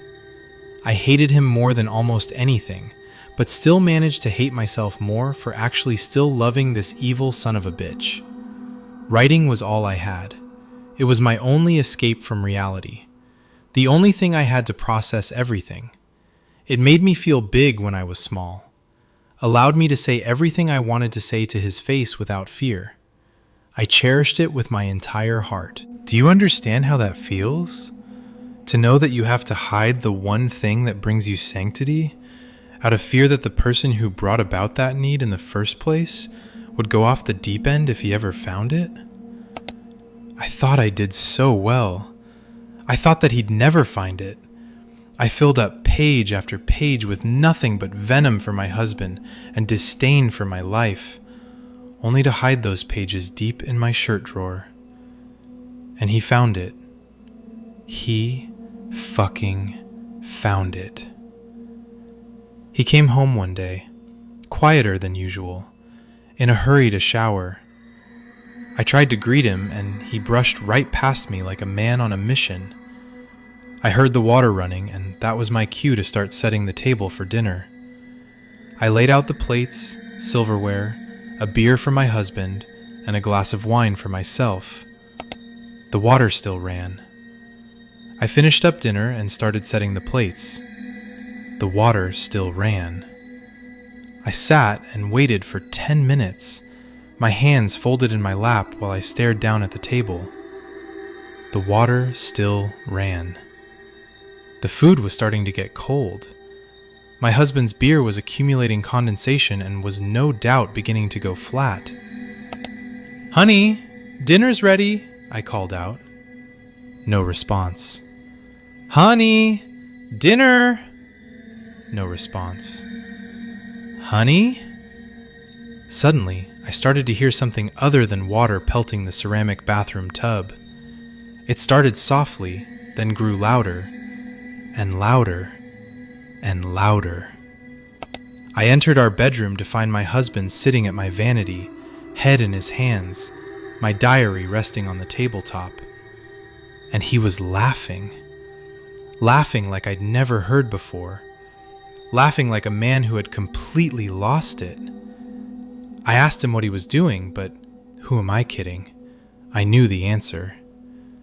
As he rose from his chair and approached me, all I could do was accept. Accept that this was the end. Accept that he was going to go too far this time. And accept that I was the cause of all of this. However, instead of wringing my neck and bashing my brains in, he kissed me. Right on the forehead before brushing past me and sitting at the dinner table. I sat down too. He slowly began eating while I watched him with tears in my twitching eyes. He had already cleared his plate before I worked up the nerve to ask him what had been eating at me for this entire dinner. "Why were you reading my diary?" On a dime, he started to laugh again, stifling it by taking a swig from his beer bottle. "Oh, trust me, honey. We'll have a nice chat after this last dinner." My boyfriend has been acting terrified of me since we got back from the Appalachian Trail. I don't know what I did wrong. I need to write this down because I feel like I'm losing my mind, and putting it somewhere outside of my head might help. Dane and I have been together for 4 years. We're the kind of couple that finishes each other's sentences, that has a whole private language of inside jokes and shorthand. I know him better than I know anyone. I say that because I need you to understand that when I tell you something is wrong with him, I'm not being paranoid. I know this man. We got back from a section hike on the Appalachian Trail 11 days ago. We did about 200 miles over 3 weeks, starting in Virginia. It was Dane's idea. He'd always wanted to do a long stretch, and I had never done anything longer than a weekend trip. I was nervous. He was so excited he could barely sleep the week before we left. The first 2 weeks were incredible. Hard, but incredible. We fell into a rhythm. We'd hike until late afternoon, set up camp, cook whatever dehydrated thing we'd packed, and lie on top of our sleeping bags, talking until one of us fell asleep mid-sentence. I felt closer to him out there than I ever had.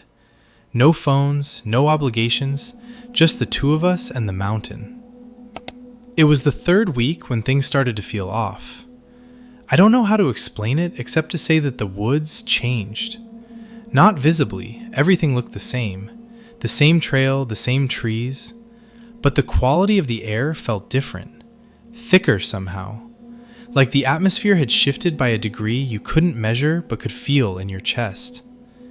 Dane felt it too. He got quieter. He'd always been the one pointing things out. "Look at that ridge, look at that bird," but he stopped.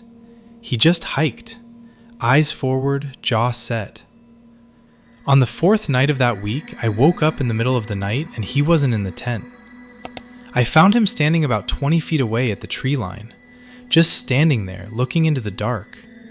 I called his name and he turned around so fast it startled me. He looked, I don't know, not scared exactly, more like he'd been caught doing something. He said he'd needed to use the bathroom. We went back to the tent. He didn't sleep after that. I could feel him lying awake next to me all night. We finished the hike 2 days later and drove home. I thought once we were back in our apartment with our things and our routines, he'd return to himself. He hasn't. He flinches when I touch him. Not every time, but enough that I've started hesitating before I reach for him. Last week, I came up behind him while he was doing dishes and put my hand on his shoulder, and he made a sound, not a word, just a sound, and stepped away from me. He apologized immediately, said he was jumpy lately, blamed it on bad sleep. He's not sleeping. I hear him up at all hours, but when I get up to check on him, he always comes back to bed right away, says he's fine, and lies there stiff as a board until I fall asleep. He started locking the bedroom door at night. We share a bedroom, we share a bed. For the past 6 days, I've been waking up on the couch with no memory of getting there, and the bedroom door locked from the inside, and Dane on the other side of it claiming he has no idea how I ended up in the living room. He says I must be sleepwalking. He says it gently, the way you say things to someone you're frightened of. I asked him last night to please just tell me what was wrong. I sat across from him at the kitchen table, and I asked him to look me in the eye and tell me what I had done. He looked at me for a long time. His jaw worked. I watched him decide something. He said, "You haven't done anything. I've just been in my head since the trail. I'm sorry." He reached across the table and squeezed my hand. He let go after less than a second. I went to the bathroom after dinner and stood at the sink for a long time. I looked at myself in the mirror. Normal. Tired, a little thinner than before the hike, but normal. I turned the faucet on and splashed water on my face. When I looked up, I was smiling. I hadn't smiled. I wasn't smiling. But my reflection was, just for a second, just long enough for me to see it wearing an expression I hadn't put there. Wide and still and patient. Then it was just my face again. I told myself it was the lighting, the water in my eyes. But I've been thinking about the 3rd week on the trail. How the air changed. How I have almost no clear memories from those last 2 days of hiking. Just flashes. A strange taste in my mouth. A sound like something large moving parallel to the trail, just past where the trees got thick. Waking up outside the tent once, with dirt under my fingernails and no explanation. I've been thinking about how Dane stood at the tree line that night. How he looked when he turned around. The sound he made when I touched his shoulder. I've been thinking about the mirror. I've been telling myself I need to ask him what he saw on that trail. What he's been seeing since we got back. But there's another part of me quiet, patient underneath, that doesn't want him to answer. That part doesn't want him to say it out loud. I don't know what that means. I don't know if I should be scared of what's happening to Dane, or scared of something else entirely. I just know that last night I dreamed about the woods, the smell of them, the dark. And when I woke up, I was hungry in a way I've never been before. A way I don't have words for. I don't know how to end this post, because I don't know what I'm even asking. I guess I just needed someone else to know. I'll update when I can. I do specialized cleanup work for apartments where people have died, but I've never seen anything like this before. I'm a self-employed specialist cleaner for apartments where people have died, usually old people. Grandparents whose families want the place emptied and cleaned so it can be sold as quickly as possible. It never bothered me, at least not until tonight. I had taken on too many jobs again, blinded by the extra money, so by the time I reached the last house, it was already dark. The place stood in the middle of nowhere. When I parked at the entrance, I had the uneasy feeling that this would not be a quick job. The moment I stepped inside, I realized the house hadn't been emptied yet. Everything the old man had owned was still there, exactly where he had left it. Normally, the family would have removed the furniture and personal belongings before calling me in, leaving me to do the final cleanup. A sheet of paper rested on the desk near the entrance. Sorry, but there were complications with the transport service. Please just clean as much as you can. The place where he died is the living room. I frowned at the note. Why hadn't they simply called me? Maybe they were afraid I would refuse the job if I knew beforehand. But I was already here, and I guessed I would do my best. I had been right about one thing, though. This would not be quick. As I moved through the house, a strange sadness slowly crept over me. Family pictures covered the walls. The old man smiling into the camera. The old man eating dinner with his family. The old man sitting in an armchair with thick glasses on, reading a book while a cat rested in his lap. He had looked happy, and now he was gone. The house itself was small. A living room, a bedroom, a kitchen, and a bathroom. Nothing more. The subtle stench of death hit me the moment I entered the living room. There was a dark stain on the floor, roughly the size of a human body. This had to be where he died. The problem with elderly people living alone is that their bodies are often discovered days after death, once decomposition has already begun. Someone had clearly tried to wipe the spot clean before I arrived, but it had been pointless. Bodily fluids had soaked deep into the floorboards, and removing them properly required special chemicals. I pulled on my mask and got to work on the stain first, just like I always did. The stain was stubborn, but after roughly half an hour, I finally managed to get rid of it. It took a lot of scrubbing and even more cursing. After the long day, my back had started to ache, so I stayed sitting on the floor for a moment, letting myself rest while my eyes wandered through the living room. A small dinner table for two in the middle, and there, in the corner, was the armchair from the photographs. To the right stood a bookshelf filled with old novels whose authors meant nothing to me. On the left side of the chair stood a large, full-body mirror. I glanced at my reflection and saw a tired, miserable face staring back at me, silently asking why the hell I always had to be so greedy. I could have been home by now, in bed with Laura. I shook the thought away, pushed myself to my feet, and opened the windows to air out the chemical smell. Then I headed back outside to grab the coffee I had bought on the drive here. It was going to be a long night, and I needed the caffeine.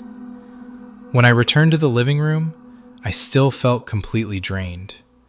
There was an old television in the corner, and I figured having some background noise might make the work a little less miserable, so I turned it on. Only static greeted me. I sighed and switched it off again. The moment I placed the remote back onto the table and turned away, the television flickered back to life behind me, filling the room once more with loud static. I cursed under my breath. The old thing was annoying, and what I didn't want to admit to myself was that it genuinely unsettled me, even though I was a grown man. I turned it off again and forced myself back to work. An hour later, I finished the bathroom. 2 hours after that, the kitchen was done as well, and I returned to the living room. The smell of chemicals had finally faded. I closed the window again, quietly humming some half-forgotten melody to myself. A loud noise suddenly echoed through the room, making me jump. I spun around too quickly and nearly made myself dizzy. A book lay on the floor in front of the large bookshelf. It must have fallen out somehow. But how? I stared at it for a moment. Nothing happened. Pressing my lips together, I slowly approached it. There was no title on the cover, no author's name, just black leather, worn and cracked with age. I bent down, picked it up, and instead of putting it back immediately, I opened it. A strange symbol filled the first page, a triangle with smaller markings branching from each corner, almost resembling the letter T. Beneath it was a single sentence. Ecce donas has aferitis canas, rementulum for colum. I read the words aloud. Latin, maybe? The rest of the pages were blank. Meow. I looked up from the book and froze. The black cat from the photograph sat only a few feet away, staring directly at me. So that was how the book had fallen. And I had started imagining things already. Jesus. I slid the strange book back into the shelf, trying not to think about what kind of man the owner must have been, and turned toward the cat.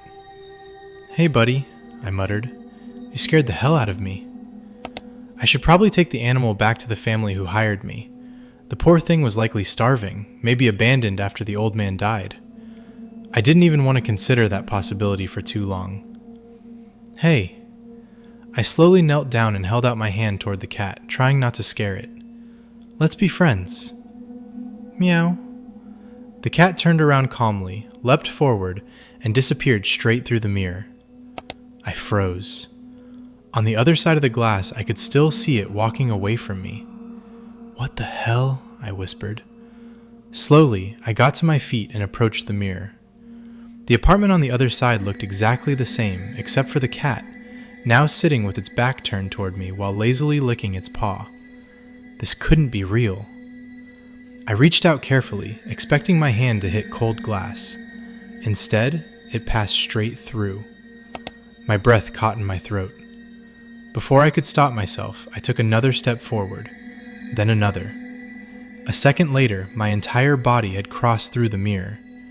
Now I was standing on the other side as well. At first glance, the apartment seemed unchanged, but something felt wrong immediately. Sounds drifted in from the kitchen, the clatter of plates, the soft scrape of metal against ceramic, and beneath it all lingered the unmistakable smell of freshly cooked food. The cat slowly turned its head toward me. My knees nearly gave out.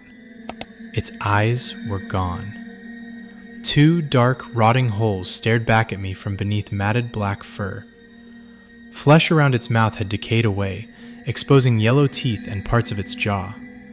More patches of rotten skin hung loose around its neck. I instinctively stumbled backward toward the mirror. This time, my back hit solid glass. No matter how hard I pushed, it would not let me through. Meow. The sound was no longer soft or harmless. It came out low and wet beneath the growl. The noises from the kitchen stopped abruptly. Silence flooded the apartment. A second later, I heard footsteps approaching fast. An old man stepped out of the corridor, drying his hands on a kitchen towel draped loosely over his shoulder. He smiled warmly at me, then looked down at the cat. "Ah, Fluff," he said gently. "You brought a friend with you." Then his eyes settled on me, and his smile widened just a little too much. "I hope he didn't bother you too much." "No," I managed to choke out. "Good, good." The old man gestured toward the small dinner table. "Come, sit down, have dinner with me." I swallowed hard. "I'm sorry, but I really can't stay.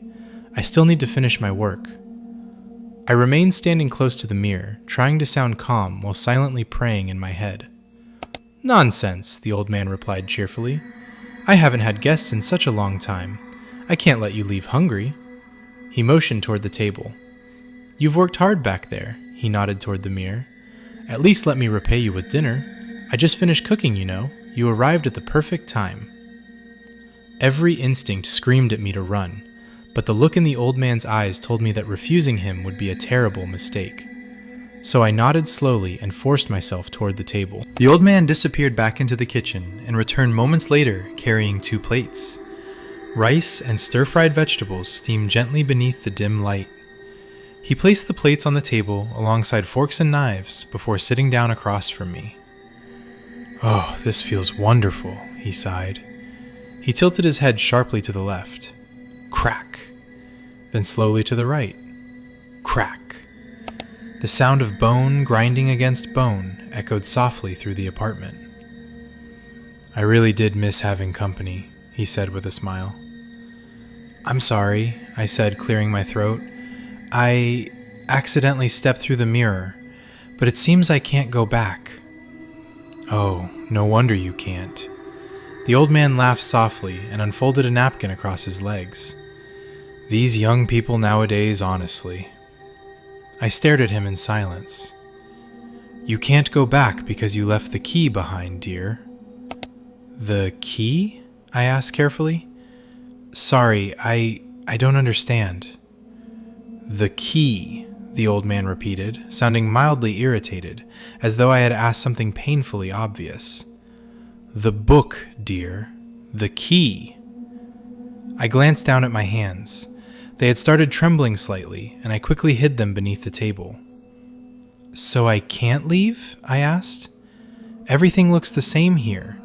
There has to be another book somewhere in this apartment too, right?"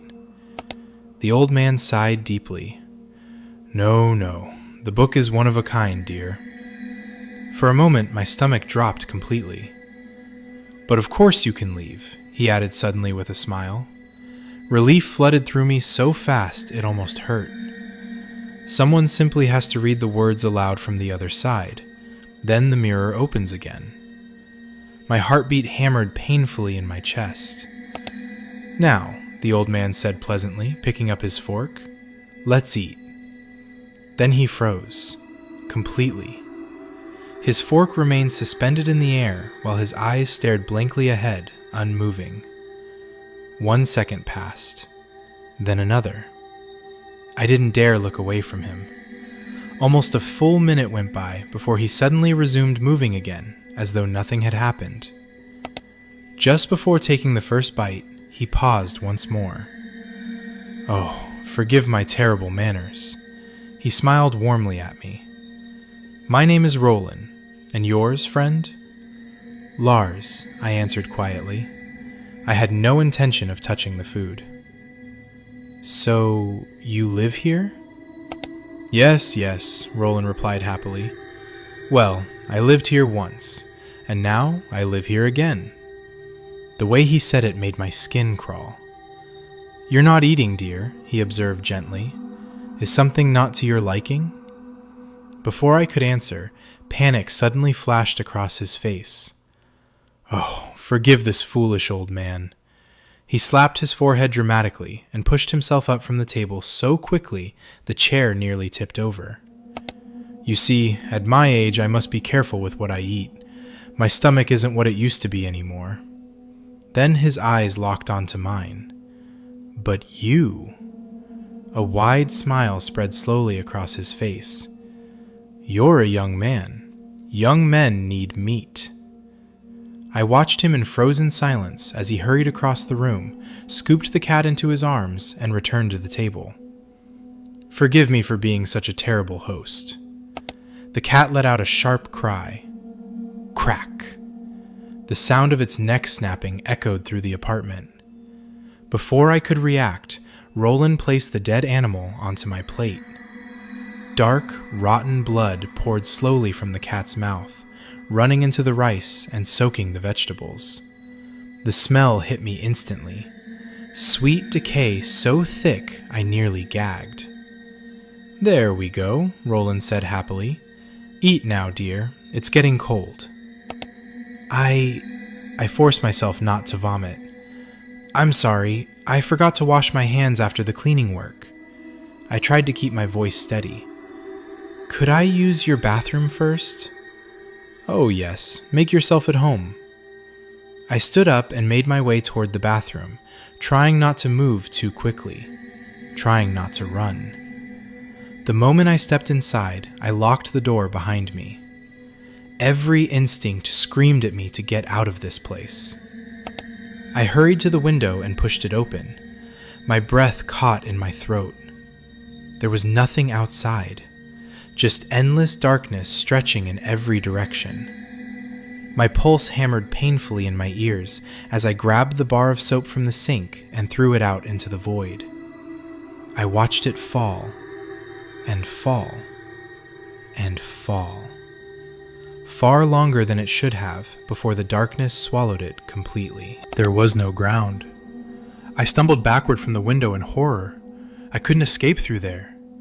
A loud knock against the bathroom door made me flinch violently. "Everything all right, dear?" Roland's voice called from the other side.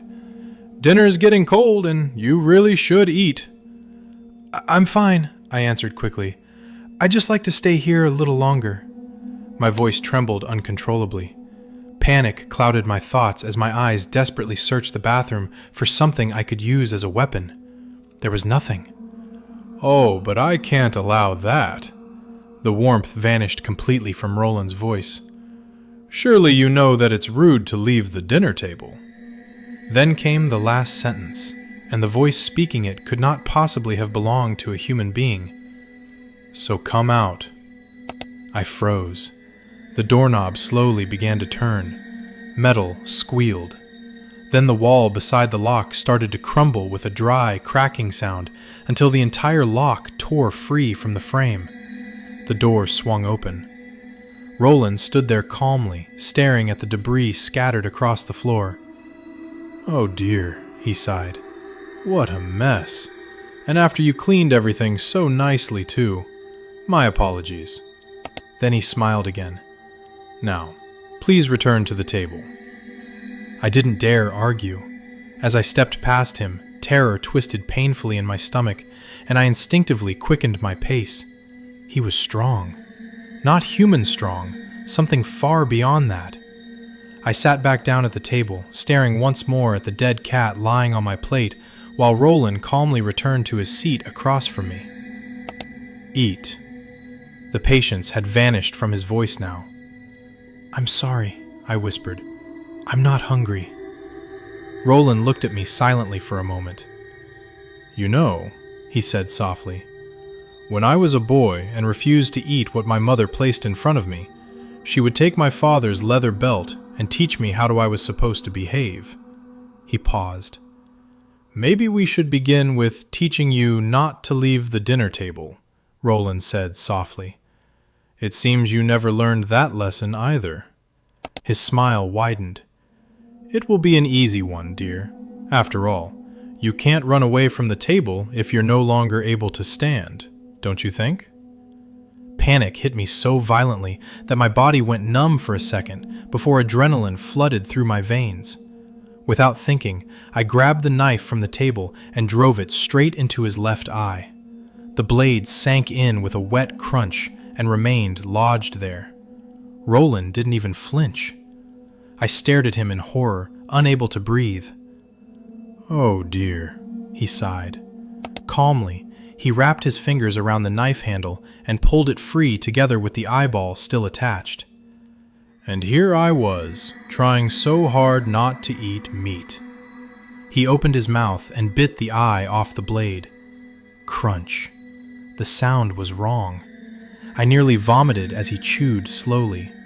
Then instinct finally took over again. I stumbled backward from the table and sprinted toward the mirror, desperately shouting the strange words from the book. Nothing happened. The mirror remained solid. Now, Roland's voice growled behind me, no longer human in the slightest. Let us begin the lesson. I spun around just in time to throw myself aside. The thing that had once been Roland slammed into the wall where I had been standing only a second earlier. He barely even resembled a man anymore. His flesh had turned yellow and purple with decay.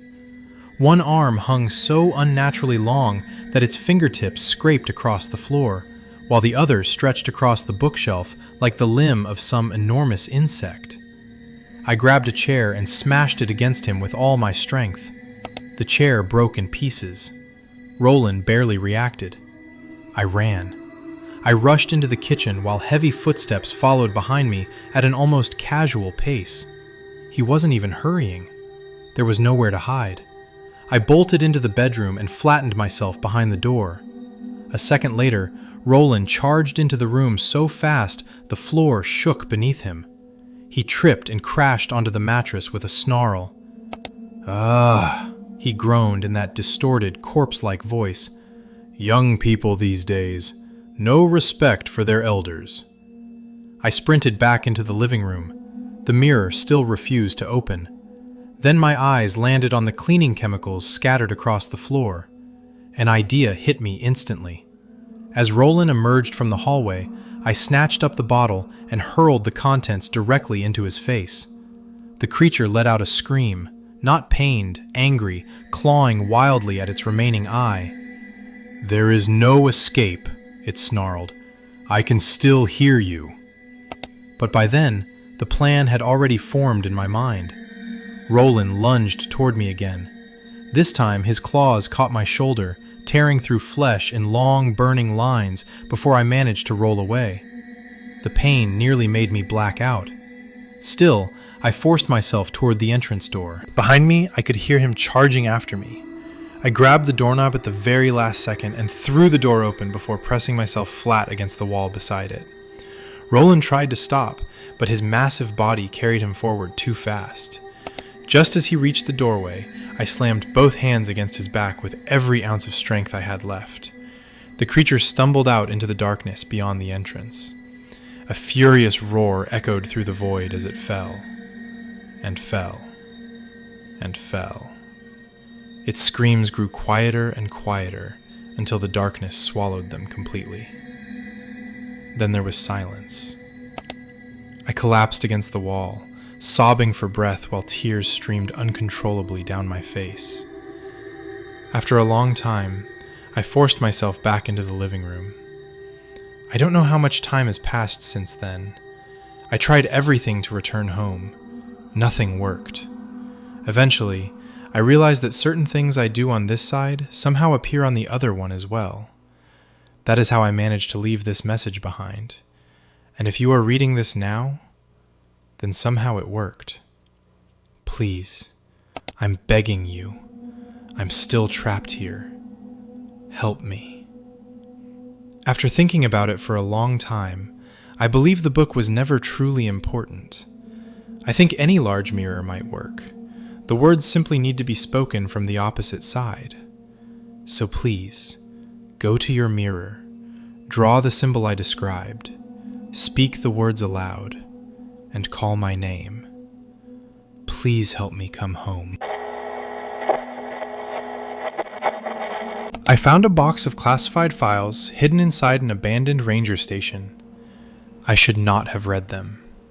I have never posted anything like this before. I am not the kind of person who shares things on the internet.